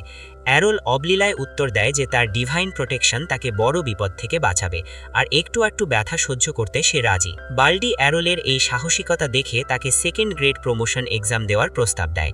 রয়েসও সাথে সাথে রাজি হয়ে যায়। তাদের একটি সরু করিডোরে নিয়ে যাওয়া হয়, যার শেষে একটি মনস্টারের খাঁচা আছে। নিয়ম হলো খাঁচা থেকে মনস্টার বের হওয়ার পর সেটি কাছে আসার আগে তাকে পরাজিত করতে হবে। রয়েস প্রথমে বেশ আত্মবিশ্বাসের সাথে শুরু করলেও সামনে একটি মিনোটর দেখে সে ঘাবড়ে যায়। মিনোটরটি তেড়ে আসলে রয়েস বারবার ইরাপশন স্পেল ব্যবহার করে, কিন্তু লক্ষ্যভ্রষ্ট হয়। অ্যারোল লক্ষ্য করে যে ভর্তির সময়ের তুলনায় এখন রয়েস অনেক বেশি শক্তিশালী হয়েছে, কিন্তু সে যে স্পেলটি ব্যবহার করছে তা চলমান লক্ষ্যের বিরুদ্ধে কার্যকর নয়। মিনোটরটি রয়েসের একদম কাছে চলে আসলে সেটি হঠাৎ ফ্যানিশ হয়ে যায়। বাল্ডি তখন রয়েসকে বুঝিয়ে বলেন যে সাধারণত এই পরীক্ষা দিতে 2 বছর পড়াশোনা করতে হয়। রয়েসকে আজ সুযোগ দেওয়া হয়েছিল কেবল তার আসল স্তরটি দেখানোর জন্য। রয়েস নিজের ভুল বুঝতে পারে এবং আরও কঠোর পরিশ্রম করার সিদ্ধান্ত নেয়। এরপর অ্যারোলের পালা, কিন্তু অ্যারোলের খাঁচা খুলতেই দেখা যায় সেখানে সাধারণ মিনোটর নয়, বরং একটি সুপিরিয়র মিনোটর ছেড়ে দেওয়া হয়েছে। একজন নারী জাদুকর দৌড়ে এসে বাল্ডিকে পরীক্ষা থামাতে বলেন, কারণ এটি একটি মারাত্মক ভুল ছিল। কিন্তু অ্যারোল ততক্ষণে প্রস্তুতি শুরু করে দিয়েছে। সে দুটি ফ্লেম স্পিয়ার মনস্টারটির পায়ের দিকে ছুঁড়ে মারে, কিন্তু সুপিরিয়র মিনোটরটি লাফিয়ে বেঁচে যায়। বাল্ডি আতঙ্কিত হয়ে অ্যারোলকে বাইরে বেরিয়ে আসতে বলেন, কারণ এমনকি টেলিপোর্ট ট্র্যাপগুলো একে থামাতে পারবে না। অ্যারোল শান্তভাবে বলে যে সে একে হারাতে পারবে। বাল্ডি চিৎকার করে বলেন যে মনস্টারটি তার সব আক্রমণ রুখে দেবে। অ্যারোল শান্তস্বরে উত্তর দেয় সে কেবল সেই আক্রমণগুলোই এড়াতে পারবে যা সে দেখতে পাচ্ছে। ঠিক তখনই তার ছুঁড়ে দেওয়া ফ্লেম স্পিয়ারগুলো দিক পরিবর্তন করে মনস্টারটির পেছনে চলে যায় এবং তার পায়ে আঘাত করে। মনস্টারটি মাটিতে পড়ে গেলে অ্যারোল ইরাপশন স্পেল ব্যবহার করে তাকে পুরোপুরি নিশ্চিহ্ন করে দেয়। বাল্ডি অবিশ্বাসের চোখে তাকিয়ে থাকেন, কারণ সুপিরিয়র মিনোটর সাধারণত 2nd গ্রেডের সবচেয়ে মেধাবী ছাত্রদের পরীক্ষায় ব্যবহার করা হয়। অ্যারোল প্রমাণ করে দেয় যে সে ইতিমধ্যেই তাদের স্তরে পৌঁছে গেছে। বাল্ডি ভাবতে থাকেন, অ্যারোলের মতো প্রতিভাবান কেউ ক্লাসলেস হয় কিভাবে? হয়তো মূল্যায়নেই কোনো ভুল ছিল। অ্যারোল এরিনা থেকে বেরিয়ে এসে কাঁচুমাচু মুখে শিক্ষককে জিজ্ঞেস করে, স্যার আমি কি পাশ করেছি? বাল্ডি অ্যারোলকে জানান যে সে পরীক্ষায় দুর্দান্ত করেছে এবং কাল থেকেই 2nd গ্রেডের ক্লাস শুরু করতে পারবে। এই খবর শুনে কাইডো মেয়েদের সামনে অ্যারোলের কৃতিত্ব নিয়ে ব্যাপক ভাব মারতে শুরু করে। সে গর্বের সাথে বলে যে অ্যারোল তার মেন্টর, তাই গর্ব হওয়াটাই স্বাভাবিক। কিন্তু অ্যারল নিজে একটু হতাশ, কারণ সে শুধু একটি স্কুলের প্রমোশন নিয়ে সন্তুষ্ট নয়। সে চায় সবকটি স্কুলেই পরীক্ষা দিয়ে সেকেন্ড গ্রেডে চলে যেতে। পরদিন সকালেই অ্যারল ব্লু স্কুলের শিক্ষিকার কাছে গিয়ে প্রমোশন এক্সামের দাবি জানায়। শিক্ষিকা তাকে জানান যে এই পরীক্ষা বছরে একবারই হয়। কিন্তু অ্যারল দমার পাত্র নয়। সে টিচার রেকমেন্ডেশন সিস্টেমের কথা উল্লেখ করে সরাসরি চ্যালেঞ্জ জানায়। শিক্ষিকা হেসে বলেন, এই সুযোগ শুধু লাখে একজন অসাধারণ প্রতিভাবানদের জন্য। অ্যারল তখন একটা চাল চালে। সে শিক্ষিকার ক্লাসকে বোরিং এবং একঘেয়ে বলে অপমান করে। এতে শিক্ষিকার রেগে গিয়ে তাকে এরিনায় ডেকে নেন প্রমাণ করার জন্য যে তার জাদু মোটেও বেসিক নয়। অ্যারল মনে মনে খুশি হয়, কারণ তার এই রিভার্স সাইকোলজি ঠিকঠাক কাজ করেছে। ব্লু স্কুলের এই ইনস্ট্রাক্টর প্রায় আর্চমেজ হওয়ার কাছাকাছি পর্যায়ের শক্তিশালী। লড়াই শুরু হতেই তিনি এক ভয়াবহ আইস স্টর্ম তৈরি করেন, যা অ্যারলকে বরফের ঘূর্ণিপাকে বন্দী করে ফেলে। ওপরে বসে থাকা কিউফার জন্য শ্বাস নেওয়াও কঠিন হয়ে পড়ে। ঝড় থামলে দেখা যায় অ্যারল পুরোপুরি বরফে জমে গেছে। ইনস্ট্রাক্টর যখন বিজয়ীর হাসি হাসছেন, তখনই বরফ ফেটে অ্যারল অক্ষত অবস্থায় বেরিয়ে আসে। সে অতি দ্রুত স্পেল পরে নিজের চারপাশে বরফেরই একটি সুরক্ষা কবচ তৈরি করে ফেলেছিল, যা মূল আক্রমণের ধাক্কা সইয়ে নিয়েছে। ইনস্ট্রাক্টর অ্যারলের উপস্থিত বুদ্ধির প্রশংসা করলেও জানান যে জেতার জন্য শুধু এটুকুই যথেষ্ট নয়। অ্যারল তখন জাদুর সবচেয়ে প্রাথমিক ধাপ আইস শার্ডস তলব করে। ইনস্ট্রাক্টর অবজ্ঞার সাথে বলেন যে এটি তো একদম শিখানো বীজদের জাদু। কিন্তু কিউফা অবাক হয়ে দেখে যে অ্যারল একসাথে অগণিত আইস শার্টস তৈরি করেছে, যেখানে কিউফা নিজে দুটির বেশি পারে না। ইনস্ট্রাক্টর আইস ওয়াল দিয়ে ডিফেন্ড করার বদলে নিজের শার্ট তৈরি করে অ্যারলের আক্রমণ প্রতিহত করেন। মাঝ আকাশে বরফের টুকরোগুলো সংঘর্ষে বিস্ফোরিত হয়। ইনস্ট্রাক্টর তখন বুঝতে পারেন যে এই সেই ছাত্র যে এন্ট্রান্স পরীক্ষায় সর্বোচ্চ নম্বর পেয়েছিল। তিনি অ্যারলকে সতর্ক করে বলেন যে আইস শার্টস তার উপর কাজ করবে না, কারণ এটি তার নিজেরও প্রধান জাদু। অ্যারল নিজের সিদ্ধান্তে অটল থাকে। সে জানে পরীক্ষা না করে কোনো কিছু নিশ্চিত করা যায় না। সে পুনরায় আক্রমণের প্রস্তুতি নেয় এবং এবার আইস শার্টসের সংখ্যা দ্বিগুণ করে ফেলে। ইনস্ট্রাক্টর হ্যানল হেসেই সেই সংখ্যা টক্কর দেন এবং দম্ভ ভরে বলেন যে তিনি চাইলে এমন হাজারো শার্ট তৈরি করতে পারেন। কিউফা ওপর থেকে এই অবিশ্বাস্য লড়াই দেখে স্তম্ভিত হয়ে যায়। কিন্তু অ্যারল এখানেই দমে যাওয়ার পাত্র নয়। সে হঠাৎ হ্যানলের ডানে, বামে এবং পেছনে সব দিকে একসাথে শত শত আইস শার্টস তৈরি করে তাকে পুরোপুরি ঘিরে ফেলে। হ্যানল এক মুহূর্তের জন্য অপ্রস্তুত হয়ে পড়েন, কারণ শার্টের সংখ্যা বাড়ানো সহজ হলেও সেগুলোর দিক পরিবর্তন করে নিয়ন্ত্রণ করা অত্যন্ত জটিল একটি জাদু। তিনি বুঝতে পারেন তার সাধারণ শার্টগুলো তাকে বাঁচাতে পারবে না, তাই তিনি একটি আইস বল তৈরি করে তার ভেতরে আশ্রয় নেন। হ্যানল লক্ষ্য করেন অ্যারলের প্রত্যেকটি শার্ট এখনও সমান শক্তিশালী। তিনি অ্যারলের এই সুরক্ষা বলয় ভাঙার চেষ্টা না করে নিজের মানব ও জাদুকরী শক্তি বাঁচিয়ে রাখার পরিকল্পনা করেন। তার ধারণা ছিল অ্যারলের শক্তি ফুরিয়ে গেলেই তিনি এক চূড়ান্ত আঘাতে লড়াই শেষ করে দেবেন। কিন্তু অ্যারল তার থেকেও এক ধাপে গিয়েছিল। হ্যানল কিছু বুঝতেই না পারায় অ্যারল তাকে তার নিজের তৈরি করা বরফের দেয়ালের ভেতরেই বন্দি করে ফেলে এবং ওপর থেকে এক বিশাল বরফের বল্লম নিক্ষেপ করে। হ্যানল আতঙ্কিত হয়ে নিজের আইস শিল্ড ব্যবহার করলেও সেই বিশাল বল্লমের সামনে তা খড়কুটোর মতো উড়ে যায়। বল্লমটি সরাসরি হ্যানলকে আঘাত করে এবং অ্যারল বিজয়ের সুখে দীর্ঘশ্বাস ফেলে। কিউফা নিজের চোখকে বিশ্বাস করতে পারছিল না। একজন ছাত্র একাডেমির ইনস্ট্রাক্টরকে হারিয়ে দিয়েছে। পরে হ্যানল অ্যারলের প্রতিভায় মুগ্ধ হয় কোনো প্রমোশন এক্সাম না নিয়েই তাকে সেকেন্ড গ্রেডে উন্নীত করার সিদ্ধান্ত নেন। এবার অ্যারল তার নজর দেয় গ্রিন স্কুলের দিকে। কুলেটকে সাথে নিয়ে সে গ্রিন স্কুলের শিক্ষিকার কাছে গিয়ে প্রমোশন এক্সামের অনুমতি চায়, কিন্তু সেখানকার শিক্ষিকা অত্যন্ত কড়া। তিনি সাফ জানিয়ে দেন যে নিয়মের বাইরে কোনো পরীক্ষা হবে না। অ্যারল অনেক অনুমতি করলেও তিনি টলেন না এবং বিরক্ত হয়ে বলেন যে একমাত্র হেডমাস্টারই চাইলে এই অনুমতি দিতে পারেন। তবে তিনি সতর্ক করেন যে হেডমাস্টার অত্যন্ত ব্যস্ত মানুষ, আর তার সময় নষ্ট করলে অ্যারলকে স্কুল থেকে বহিষ্কারও করা হতে পারে। অ্যারল যখন চিন্তায় পড়ে যায়, তখন কোলেট তাকে একটি বুদ্ধি দেয়। সে জানায় যে সামনেই একটি ফ্লাইট রেস হতে যাচ্ছে এবং প্রথা অনুযায়ী বিজয়ী ছাত্রকে হেডমাস্টার নিজে পুরস্কার দেন। অ্যারলের কাছে এটি সুবর্ণ সুযোগ মনে হয়, এক ঢিলে দুই পাখি মারা। সে রেস জিতে নিজের দক্ষতাও দেখাতে পারবে এবং পুরস্কার নেওয়ার সময় হেডমাস্টারের কাছে প্রমোশনও চেয়ে নিতে পারবে। গ্রিন স্কুলের শিক্ষিকা মনে মনে হাসেন, কারণ ৩০০ জন প্রতিযোগীর মধ্যে জেতা এত সহজ নয়। অবশেষে রেসের দিন আসে। শুরুতেই সেই স্কাই নামের অহংকারী ছেলেটি অ্যারলকে নিয়ে আবার ঠাট্টা করতে আসে, কিন্তু অ্যারল তাকে চিনতেই পারে না, যা স্কাইকে রাগে অগ্নিশর্মা করে দেয়। রেস শুরু হতেই আকাশ প্রতিযোগীদের ভিড়ে ভরে যায়। কেউ কেউ মাঝ আকাশে সংঘর্ষে নিজে পড়ে যায়, আবার কেউ নিয়ন্ত্রণ হারিয়ে দেয়ালে ধাক্কা খেয়ে ডিসকোয়ালিফাই হয়ে যায়। অ্যারল কি পারবে এই বিশৃঙ্খলার মাঝে নিজেকে টিকিয়ে রেখে সবার আগে ফিনিশিং লাইনে পৌঁছতে? ৩০০ প্রতিযোগীর মধ্যে এখন শীর্ষ ১৫ জনই টিকে আছে। রেসের লড়াই এখন তুঙ্গে। রেসের একদম সামনের সারিতে এখন পরিচিত সব সিনিয়র মুখ, যাদের মাঝে ফার্স্ট ইয়ারের মাত্র ২ জন টিকে আছে, অ্যারল এবং স্কাই। স্কাই অবাক হয়ে যাচ্ছিল অ্যারল কিভাবে তাদের সাথে পাল্লা দিচ্ছে। অ্যারোল তাকে ঠান্ডা মাথায় বোঝায় যে এটি একটি দীর্ঘ দৌড়। শুরুতে সব শক্তি শেষ করে ফেললে ফিনিশ লাইনে পৌঁছানোর এনার্জি থাকবে না, তাই সে একটি নির্দিষ্ট গতি বজায় রেখে এগুতে থাকে। রেসের প্রথম বড় বাধা আসে যখন একটি সরু গেট হাউস দিয়ে পার হয়ে তড়িৎ বাম দিকে মোড় নিতে হয়। অনেক অভিজ্ঞ রেসারও এখানে গতি নিয়ন্ত্রণ না করতে পেরে পানিতে পড়ে যায়। স্কাই বেশ বুদ্ধি খাটিয়ে মাঝপথে থেকে মোড় নেয় এবং ভাবতে থাকে অ্যারোল নিশ্চয়ই পিছিয়ে পড়েছে। কিন্তু সে যখন দেখে অ্যারোল শুধু পাশেই নেই, বরং প্যাকের লিডার হয়ে গেছে, তখন সে বড়সড় একটা ধাক্কা খায়। গত 4 বছরের চ্যাম্পিয়ন ডায়েন সবার আগে বেরিয়ে যায়। সবাই স্তম্ভিত হয়ে দেখে 2 জুনিয়র অ্যারোল আর স্কাই তাকে চোখে চোখে রাখছে। ডায়েন তখন তার তুরুপের তাস খেলে এবং নিজের গতি আরও দাঁড়িয়ে দেয়। স্কাইয়ের ম্যাজিক পাওয়ার ফুরিয়ে আসায় সে ঘামতে শুরু করে এবং শেষ পর্যন্ত রেস থেকে ছিটকে পড়ে। তবে অ্যারোল নাছড় বান্ধা, সে ডায়েনের একদম পিছু ছাড়ে না। অ্যারোল বুঝতে পারে জেনারেল ট্রেনিং দিয়ে ডায়ানকে হারানো যাবে না, তাই সে তার গোপন কৌশল বের করে। সে বাতাসের মধ্যে জাদুর সাহায্যে এয়ার পকেট তৈরি করে সেগুলোর ওপর লাফিয়ে লাফিয়ে এগোতে শুরু করে। এই অসাধারণ বুস্ট তাকে ডায়ানের সমান গতি দেয়। ইনস্ট্রাক্টররা এটি দেখে অবাক হয়ে যান, কারণ এমন লিফট তৈরি করতে গেলে একজন সুপ্রিম ক্লাস সোর্ডসম্যানের মতো শারীরিক শক্তি প্রয়োজন। তারা জানতেন না যে অ্যারোল জাদুর পাশাপাশি নিয়মিত কঠোর শারীরিক পরিশ্রমও করে। ফিনিশ লাইনের ঠিক আগে একটি অত্যন্ত বিপজ্জনক এবং শার্প টার্ন ছিল। এত গতিতে মোড় নেওয়া মানেই আছড়ে পড়া। ডায়ান জিততে চাইলেও দুর্ঘটনা এড়াতে শেষ মুহূর্তে গতি কমিয়ে দেয়, কিন্তু অ্যারোলের ডর ভয় নেই। সে পুরো গতিতে কর্নারের দিকে ছুটে যায় এবং বাতাসের সেই এয়ার পকেটে জোরে এক ঘুষি মেরে নিজেকে ঘুরিয়ে নেয়। এই অবিশ্বাস্য মুভের মাধ্যমে সে ডায়ানকে পেছনে ফেলে প্রথম হয়ে ফিনিশ লাইন পার করে। ডায়ান বড় মনের পরিচয় দিয়ে অ্যারোলকে অভিনন্দন জানায়। এরপর হেডমাস্টার যখন অ্যারোলকে মেডেল ও সার্টিফিকেট দিতে আসেন, অ্যারোল সুযোগ বুঝে সেকেন্ড গ্রেডে প্রমোশন চেয়ে নেয়। হেডমাস্টার তার দক্ষতায় মুগ্ধ হয়ে রাজি হয়ে যান। এভাবেই অ্যারোল গ্রিন, রেড এবং ব্লু এই 3 স্কুলে প্রমোশন পেয়ে যায়। এখন তার লক্ষ্য বাকি 3টি স্কুল। সে সোজা আর্ট স্কুলের রিসেপশনে গিয়ে দ্রুত প্রমোশন পাওয়ার উপায় জানতে চায়। রিসেপশনিস্ট জানান যে অ্যানুয়াল অ্যাসেম্বলিতে অংশ নিয়ে নিজের দক্ষতা দেখানোই একমাত্র পথ।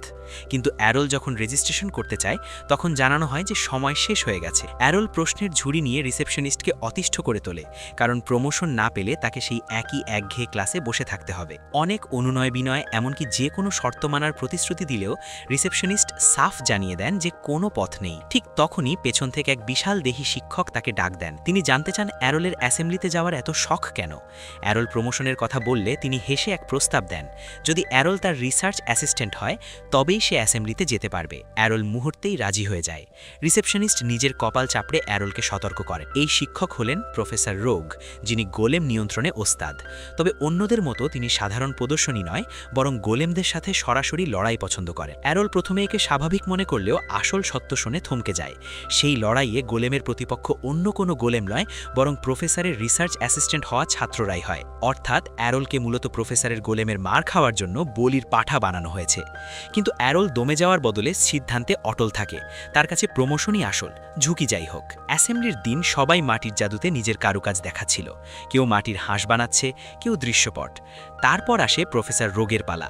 চারদিকে শ্মশান নীরবতা নেমে আসে, কারণ সবাই জানে এবার কারো কপালে দুর্ভোগ আছে। কিউফা জানতে পারে এবার এক ফ্রেশম্যান প্রফেসরের শিকারে পরিণত হয়েছে, যা শুনে সে ভয়ে কাঁপতে থাকে। প্রফেসর রোগ চোখের পলকে 3টি বিশাল ব্যাটল গোলেম খাড়া করেন। প্রফেসর অ্যারোলকে তার গোলেম বের করতে বললে অ্যারোল তার নিজের তৈরি গোলেম আলফাকে তলব করে। প্রফেসরের গোলেমগুলো কাদা ও মাটির তৈরি হলেও আলফা দেখতে ছিল অনেকটা চকচকে পাওয়ার রেঞ্জারের মতো।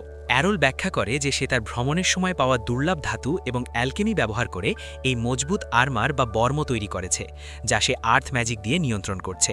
প্রফেসর রোগ একে রসিকতা মনে করেন এবং দাবি করেন এই বর্মের ভেতরে নির্ঘাত কোনো মানুষ লুকিয়ে আছে। তিনি আলফার হেলমেট খুলে দেখেন ভেতরে শুধু অন্ধকার। অ্যারোল হেলমেট পরিয়ে দিলে প্রফেসর আবারও টিটকারি দিয়ে বলেন এই হালকা ধাতুর বর্ম তার গোলেমের এক আঘাতেই চূর্ণ হয়ে যাবে। অ্যারোল শান্তভাবে তাকে আক্রমণ করার চ্যালেঞ্জ জানায়। প্রফেসরের একটি গোলেম পূর্ণ শক্তিতে আলফার মাথায় ঘুষি চালায় লড়াই শেষ করে দেওয়ার জন্য, কিন্তু সবাইকে স্তম্ভিত করে দিয়ে আলফা নিজের জায়গা থেকে এক চুলো না নড়ে সেই ভয়াবহ ঘুষিটি এক হাতে ধরে ফেলে। আর সাথে সাথেই প্রফেসরের সেই শক্তিশালী গোলেমটি মাটির খেলনার মতো ভেঙে চুরমার হয়ে যায়। প্রফেসর রোগ অ্যারোলের এই পাতলা ধাতব কাঠামোকে তুচ্ছ জ্ঞান করেছিলেন। তিনি একে নেহাত কাকতালীয় ভেবে নিজের জাদুকরী শক্তি ব্যবহার করে ভাঙা গোলেমটিকে মেরামত করেন এবং 3টিরই শক্তি সর্বোচ্চ পর্যায়ে বাড়িয়ে দেন। রোগ দম্ভ ভরে বলেন যে তার অফুরন্ত মানা দিয়ে তিনি একাই অনেকগুলো গোলেম নিয়ন্ত্রণ করতে পারেন। তিনি একসাথে চারদিক থেকে অ্যারোলকে আক্রমণ করার নির্দেশ দেন, যেন অ্যারোল পালানোর পথ না পায়। কিন্তু অ্যারোল জানত যখন শত্রু সংখ্যায় অনেক বেশি হয় তখন লাঠি ছেড়ে তলোয়ার ধরাই বুদ্ধিমানের কাজ। সে মুহূর্তের মধ্যে আলফার জন্য দুটি তলোয়ার তৈরি করে। প্রফেসর রোগ এখনও ভাবছিলেন তলোয়ার দিয়ে কি আর হবে, কিন্তু তার পিলে চমকে যায় যখন আলফা মাত্র এক পাক ঘুরে তলোয়ারের এক ঝটকায় চারটি গোলেমকে ছাই বানিয়ে দেয়। এই একটি মুভ শুধু প্রফেসরের গোলেম নয়, তার দীর্ঘদিনের আত্মবিশ্বাসকেও ধুলোয় মিশিয়ে দেয়। রোগ তোতলাতে তোতলাতে বলেন, এটা অসম্ভব, একটা গোলেম এত নিখুঁত তলোয়ারবাজের মতো মুভমেন্ট করে কিভাবে? অ্যারোল বুঝিয়ে বলে যে সাধারণ গোলেম হলে হতো না, কিন্তু আলফার বর্ম হালকা হওয়ায় এটি অত্যন্ত দ্রুত গতির, এবং এর জয়েন্টগুলো নমনীয় হওয়ায় এটি মানুষের মতো মসৃণ নড়াচড়া করতে পারে। অ্যালকেমি ব্যবহার করে বর্মটি হালকা করায় আর্থ ম্যাজিক এখন দ্বিগুণ কাজ করে এবং মানাও কম খরচ হয়। রোগ অ্যারোলের যুক্তিতে হার মানেন। অ্যারোল তখন সরাসরি জিজ্ঞেস করে যে সে এখন প্রমোশনের যোগ্য কিনা। রোগ প্রথমে টালাবাহানা করলেও অ্যারোলের মেজাজ দেখে সুর পাল্টে দেন। তিনি প্রস্তাব দেন অ্যারোল যদি তার ল্যাবরেটরিতে যোগ দেয় তবে তিনি নিজেই হেডমাস্টারকে বলে তাকে সরাসরি এক গ্রেড ওপরে তুলে দেবেন। অ্যারোল আর উপায় না দেখে রাজি হয়ে যায়। এরপর অ্যারোলের লক্ষ্য ছিল লাইট ম্যাজিক স্কুল। সেখানে তার দেখা হয় এক শিক্ষিকার সাথে, যিনি জন্মগতভাবে দৃষ্টিহীন হলেও মানুষের শরীরের মানা বা জাদুকরী আভা দেখতে পেতেন। অ্যারোলের ভেতর অফুরন্ত মানার ভাণ্ডার দেখে তিনি বাকরুদ্ধ হয়ে যান। শুধু তাই নয়, অ্যারোলের শরীরে একসাথে সব ধরনের জাদুর উপাদানের সহাবস্থান দেখে তিনি চমকে যান, যা জাদুর তত্ত্বে প্রায় অসম্ভব। তিনি অ্যারোলকে শহরের বাইরের এক পুরনো সমাধিস্থলে নিয়ে যান। তিনি জানান প্রমোশন পরীক্ষার জন্য তাদের এক অন্ধকূপ বা ডানজনে নামতে হবে, যেখানে জ্যান্ত কঙ্কাল বা আনডেড মনস্টারদের আনাগোনা আছে। তিনি সতর্ক করেন যে এই মনস্টাররা লাইট সহ্য করতে পারে না, তাই লাইট দেখলে তারা সাথে সাথে নিভিয়ে দেওয়ার জন্য আক্রমণ করবে। অ্যারোল তাকে আশ্বস্ত করে এবং তার হোলি রে দিয়ে একের পর এক কঙ্কাল বাহিনীকে ভস্মীভূত করতে থাকে। শিক্ষিকা অ্যারোলকে শক্তি বাঁচানোর পরামর্শ দিলে অ্যারোল হেসে বলে যে তার মাত্র 1% শক্তি খরচ হয়েছে। অ্যারোল যখন জিজ্ঞেস করে আসল পরীক্ষা কোথায়, শিক্ষিকা দীর্ঘশ্বাস ফেলে বলেন যে এই মনস্টারদের হারিয়ে এখানে আসা পর্যন্তই পরীক্ষা ছিল, আর অ্যারোল ইতিমধ্যে পাশ করে গেছে। অ্যারোল যখন ভাবছিল পরীক্ষাটা বড্ড সহজ ছিল, তখনই সে পেছনে এক ভয়াবহ কিছুর অস্তিত্ব টের পায়। সে তৎক্ষণাৎ পেছন ফিরে লাইট ম্যাজিক ছুড়লে এক বিশাল ও শক্তিশালী আনডেড বস সামনে আসে। তার রাজকীয় পোশাক দেখে বোঝা যাচ্ছিল সে সাধারণ কোনো কঙ্কাল নয়, বরং এই সমাধিস্থলের অধিগতি। দৃষ্টিহীন শিক্ষিকা স্তম্ভিত হয়ে যান, কারণ সাধারণত অ্যাডভান্স ক্লাসের কঙ্কালীরাই নিজেদের উপস্থিতি এভাবে লুকিয়ে রাখতে পারে। সেই কঙ্কাল বস যখন নিজের ভিলেনোচিত লম্বা ভাষণ শুরু করতে যাচ্ছিল, অ্যারোল তখনই তার উপর হোলি রের বৃষ্টি নামিয়ে দেয়। মনস্টারটি অবজ্ঞার সাথে বলে যে এসব নিম্নমানের জাদুতে তার কিচ্ছু হবে না। অ্যারোল তখন তার উন্নত স্তরের জাদু হোলি ক্রস ব্যবহার করে মনস্টারটির অস্তিত্বই মিটিয়ে দেয়। শিক্ষিকা স্বীকার করেন যে অ্যারোল অত্যন্ত শক্তিশালী এক অ্যাডভান্স কঙ্কালকে অনায়াসে হারিয়ে দিয়েছে এবং তাকে প্রমোশন পরীক্ষার বিজয়ী ঘোষণা করেন। অ্যারোলের পরবর্তী গন্তব্য ছিল ডার্ক ম্যাজিক স্কুল, কিন্তু সেখানে গিয়ে সে জানতে পারে যে ছাত্রের অভাবে সেখানে কোনো প্রমোশন সিস্টেমই অবশিষ্ট নেই। অ্যারোল লাইব্রেরিতে পড়ার সময় লটার সাথে তার খুনসুটি চলে। লটা তাকে একটি রহস্যময় কক্ষ দেখায়, যেখানে বিপজ্জনক ডার্ক ম্যাজিক পরীক্ষা করা হয়। অ্যারোল সেখান থেকে একটি নামহীন প্রাচীন জাদুর বই নিয়ে সেই কক্ষের ভেতর ঢুকে পড়ে। বই খুলতেই এক ভয়াবহ অশুভ শক্তি বেরিয়ে আসে, এক প্রাচীন ডিমন, যে শতাব্দী ধরে ওই বইয়ে বন্দী ছিল। ডিমনটি অ্যারোলকে ধন্যবাদ দেওয়ার বদলে তাকে প্রথম শিকার বানাতে চায়। অ্যারোল ফায়ারবল ছুটতে গেলে দেখে তার জাদু কাজ করছে না। ডিমনটি হাসতে হাসতে জানায় যে সে একটি অ্যান্টি ম্যাজিক ব্যারিয়ার তৈরি করেছে, যেখানে কোনো জাদু কাজ করবে না। ডিমনটি যখন ভাবছিল জাদুকররা শারীরিক লড়াইয়ে দুর্বল হয়, অ্যারোল তখনই চোখের পলকে জাদুদণ্ড দিয়েই ডিমনের মাথা শরীর থেকে আলাদা করে দেয়। ডিমনটি কোনো মতে মাথা জোড়া লাগিয়ে হুঙ্কার দিলেও অ্যারোল দমে যায় না। সে গর্বের সাথে বলে যে সে একজন ক্লাসলেস ব্যক্তি, অর্থাৎ জাদুর বাইরেও তার শারীরিক শক্তি অসীম। অ্যারোল একের পর এক আঘাত করে ডিমনের জাদুকরী শক্তি কমিয়ে দিলে বিশাল ডিমনটি ছোট হতে হতে একটি ইঁদুরের সমান হয়ে যায়। অ্যারোল তার উপর একটি সার্ভিটিউড সিল লাগায় এবং তার নাম রাখে ম্যাডি। লটা ভেতরে এসে এই দৃশ্য দেখে অবাক হয়ে যায়। 6 মাস কেটে যায় এবং গ্র্যান্ড ফেস্টিভ্যালের সময় ঘনিয়ে আসে। শুরু হতে যাচ্ছে ব্যাটেল অফ দ্য 6 স্কুলস। অ্যারোল কোন স্কুলের হয়ে লড়বে তা নিয়ে বিতর্ক শুরু হয়। ম্যাডি তাকে বুঝিয়ে বলে যে এটি এক স্কুলের জাদুর সাথে অন্য স্কুলের লড়াই, তাই অ্যারোলকে নির্দিষ্ট একটি জাদুই বেছে নিতে হবে। অ্যারোল সিদ্ধান্ত নেয় সে সব স্কুলের হেডমাস্টারদের সাথে দেখা করার পরেই চূড়ান্ত সিদ্ধান্ত নেবে। একাডেমিতে কাটালো রোমাঞ্চকর সব স্মৃতি স্বপ্নে দেখতে দেখতে অ্যারোলের ঘুম ভাঙে। এখন শুরু হতে যাচ্ছে তার জীবনের সবচেয়ে বড় চ্যালেঞ্জ, 6 স্কুলের সেই মহাযুদ্ধ। ম্যাডি অ্যারোলকে সতর্ক করে দেয় যে সিদ্ধান্ত নিতে বড্ড দেরি হয়ে যাচ্ছে। একাডেমিতে বাকি 5টি স্কুলের হেডমাস্টাররা তাদের নিজ নিজ চ্যাম্পিয়নের নাম ঘোষণা করার জন্য জড়ো হয়েছেন। প্রত্যেকেই বড়াই করছিলেন যে তাদের ছাত্রই ট্রফি জিতবে, কিন্তু সবাই লক্ষ্য করেন ডার্ক স্কুলের হেডমাস্টার অনুপস্থিত। ডার্ক স্কুল নিয়ে সবসময়ই এক রহস্য ছিল, সেখানে শিক্ষক কে বা ছাত্র কারা তা কেউ জানত না। ঠিক সেই মুহূর্তে অ্যারোল সভায় প্রবেশ করে জানায় সে মিটিংয়ের জন্য তৈরি। তখনই শুরু হয় এক অদ্ভুত কাণ্ড। প্রতিটি স্কুলের টিচার দাবি করতে থাকেন যে অ্যারোলই তাদের স্কুলের চ্যাম্পিয়ন। এই গোলমাল যখন তুঙ্গে, তখনই পুরো শহরে এক ভয়াবহ বিস্ফোরণ ঘটে। অ্যারোল বুঝতে পারে বড় কোনো বিপদ এসেছে এবং সে বন্ধুদের কথা ভেবে চিন্তিত হয়ে পড়ে। মেইন গ্রাউন্ডে কাইডো, কিউফা এবং কার্ল প্রস্তুতির কাজ করছিল। হঠাৎ কিউফা দেয়ালের ওপারে এক বিশাল স্লাইম মনস্টার দেখতে পায়, যা ছোট গবলিনদের জ্যান্ত গিলে খাচ্ছিল। স্লাইমটি মনস্টারগুলোকে নিভিয়ে দিয়ে সোজা এরিনার দিকে এগোতে শুরু করে। পুরো মাঠে হাহাকার আর আতঙ্ক ছড়িয়ে পড়ে। ছাত্ররা প্রাণ বাঁচাতে যে যার মতো দৌড়াতে থাকে। অ্যারোল পরিস্থিতি দেখতে আকাশে ওড়ে এবং শিক্ষকেরাও তার পিছু নেন। এরই মাঝে ফায়ার স্কুলের সেই জেদি ছেলেটি একাই স্লাইমটিকে সামলাতে যায়, কিন্তু তার আগুনের আক্রমণ স্লাইমটির গায়ে আচরও কাটতে পারে না। উইন্ড স্কুলের ডায়ান সময় মতো ঝাঁপিয়ে পড়ে তাকে না বাঁচালে ছেলেটির প্রাণ যেত। অন্যদিকে পালানোর সময় কার্ল একটি পাথরে হোঁচট খেয়ে পড়ে যায়। কাইডো এবং কিউফা তাকে সাহায্য করতে থামলে স্লাইমটি একদম কাছে চলে আসে। কিউফা আইস ওয়াল দিয়ে দেয়াল তৈরির চেষ্টা করলেও স্লাইমটি তা খড়কুটোর মতো ভেঙে ফেলে। কাইডো অ্যারোলের শেখানো মডিফাইড টেকনিক ব্যবহার করেও ব্যর্থ হয়। মৃত্যু যখন প্রায় নিশ্চিত, তখন কার্লের অ্যারোলের সেই কথাটি মনে পড়ে, নিজের উপর বিশ্বাস রাখো এবং শেষ দম পর্যন্ত লড়াই করো। সে কাঁপতে কাঁপতে উঠে দাঁড়িয়ে তার সবচেয়ে শক্তিশালী টর্নেডো অ্যাটাক চালায়। যদিও স্লাইমটির কিছুই হয়নি, কিন্তু কার্ল মনে শান্তি পায় যে সে অন্তত লড়াই করে মরছে। স্লাইমটি যখন তাদের ধরার জন্য টেন্টাকাল বাড়ায়, ঠিক তখনই অ্যারোল বজ্রবিদ্যুতের গতিতে মাঝখানে এসে ঝাঁপিয়ে পড়ে। সে এক ঝটকায় স্লাইমের সুরগুলো কেটে টুকরো টুকরো করে বন্ধুদের নিশ্চিত মৃত্যুর হাত থেকে বাঁচিয়ে নেয়। অ্যারোল তার বন্ধুদের দিকে তাকিয়ে এক আত্মবিশ্বাসী হাসি দিয়ে বলে, তোমরা খুব ভালো কাজ করেছো, এখন বাকিটা আমি সামলে নেব। তখনই অন্য প্রফেসরেরা সেখানে বীরত্বের সাথে প্রবেশ করেন। লাইট মাস্টার বাচ্চাদের সিটি হলের দিকে পালিয়ে যেতে বলেন। অ্যারোল লড়তে চাইলেও ফ্লেম মাস্টার তাকে থামিয়ে দিয়ে বলেন যে তারা প্রফেসরেরা থাকতে ছাত্রদের লড়াই করার দরকার নেই। একাডেমির এই মাস্টারেরা প্রত্যেকেই নিজ নিজ জাদুর শাখায় সুপ্রিম ক্লাস বা সর্বোচ্চ পর্যায়ের বিশেষজ্ঞ। ব্লু স্কুলের প্রফেসর অ্যারোলকে বুঝিয়ে বলেন যে শিক্ষার্থীদের রক্ষা করাই শিক্ষকদের প্রধান ধর্ম, আর তারা এখন সেটাই করবেন। ইয়েলো স্কুলের মাস্টার সন্দেহ করেন যে এই মনস্টারটি নিশ্চয়ই কোনো নিষিদ্ধ ব্ল্যাক ম্যাজিক দিয়ে তৈরি এবং এর পেছনে ডার্ক স্কুলের প্রফেসরের হাত থাকতে পারে।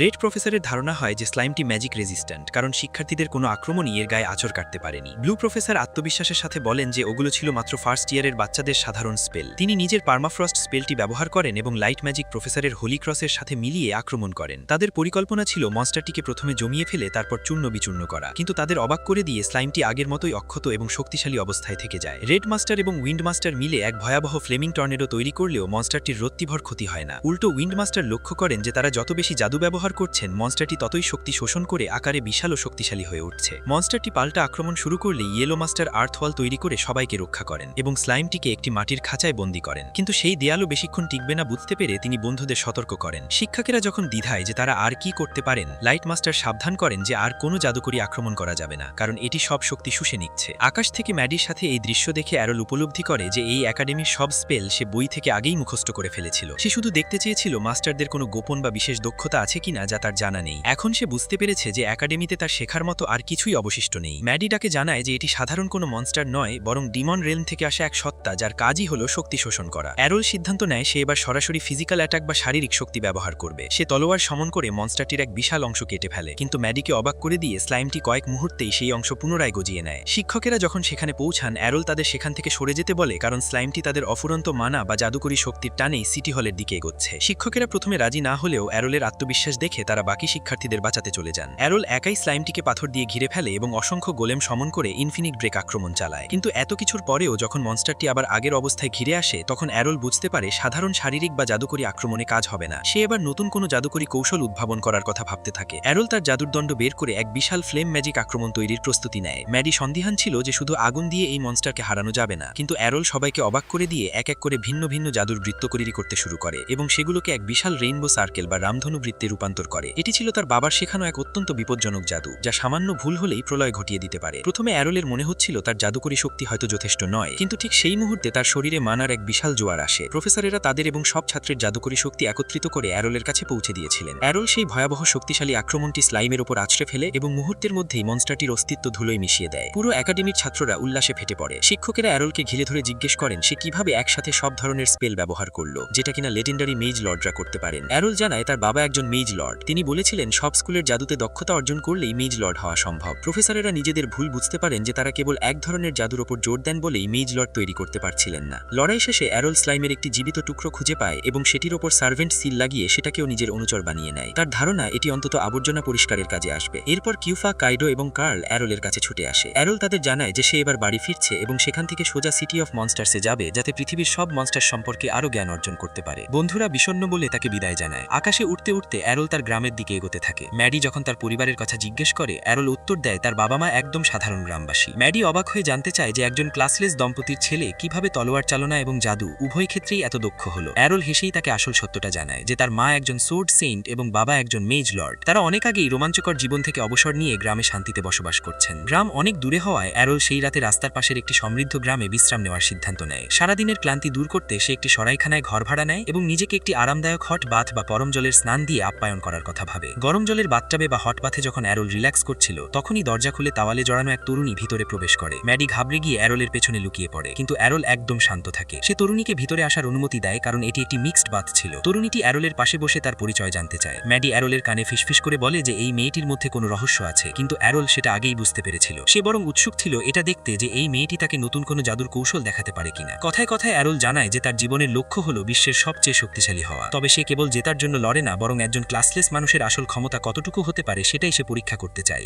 মেয়েটি অবাক হয়ে জিজ্ঞেস করে যে লোকে তাকে নিয়ে ঠাট্টা করে কিনা। অ্যারল অকপটে স্বীকার করে যে লোকে হাসাহাসি করে, তবে সে এখন আর এসব গায়ে মাখে না। পরদিন সকালে সরাইখানা থেকে বেল হওয়ার সময় সেই তরুণীটি আবার অ্যারলের পথ আটকায়। এবার সে নিজের আসল পরিচয় দেয়। সে হলো প্রিন্সেস কিরহা। সে জানায় যে তাদের রাজ্যের রানীর আদেশে অ্যারলকে তাদের সাথে যেতে হবে।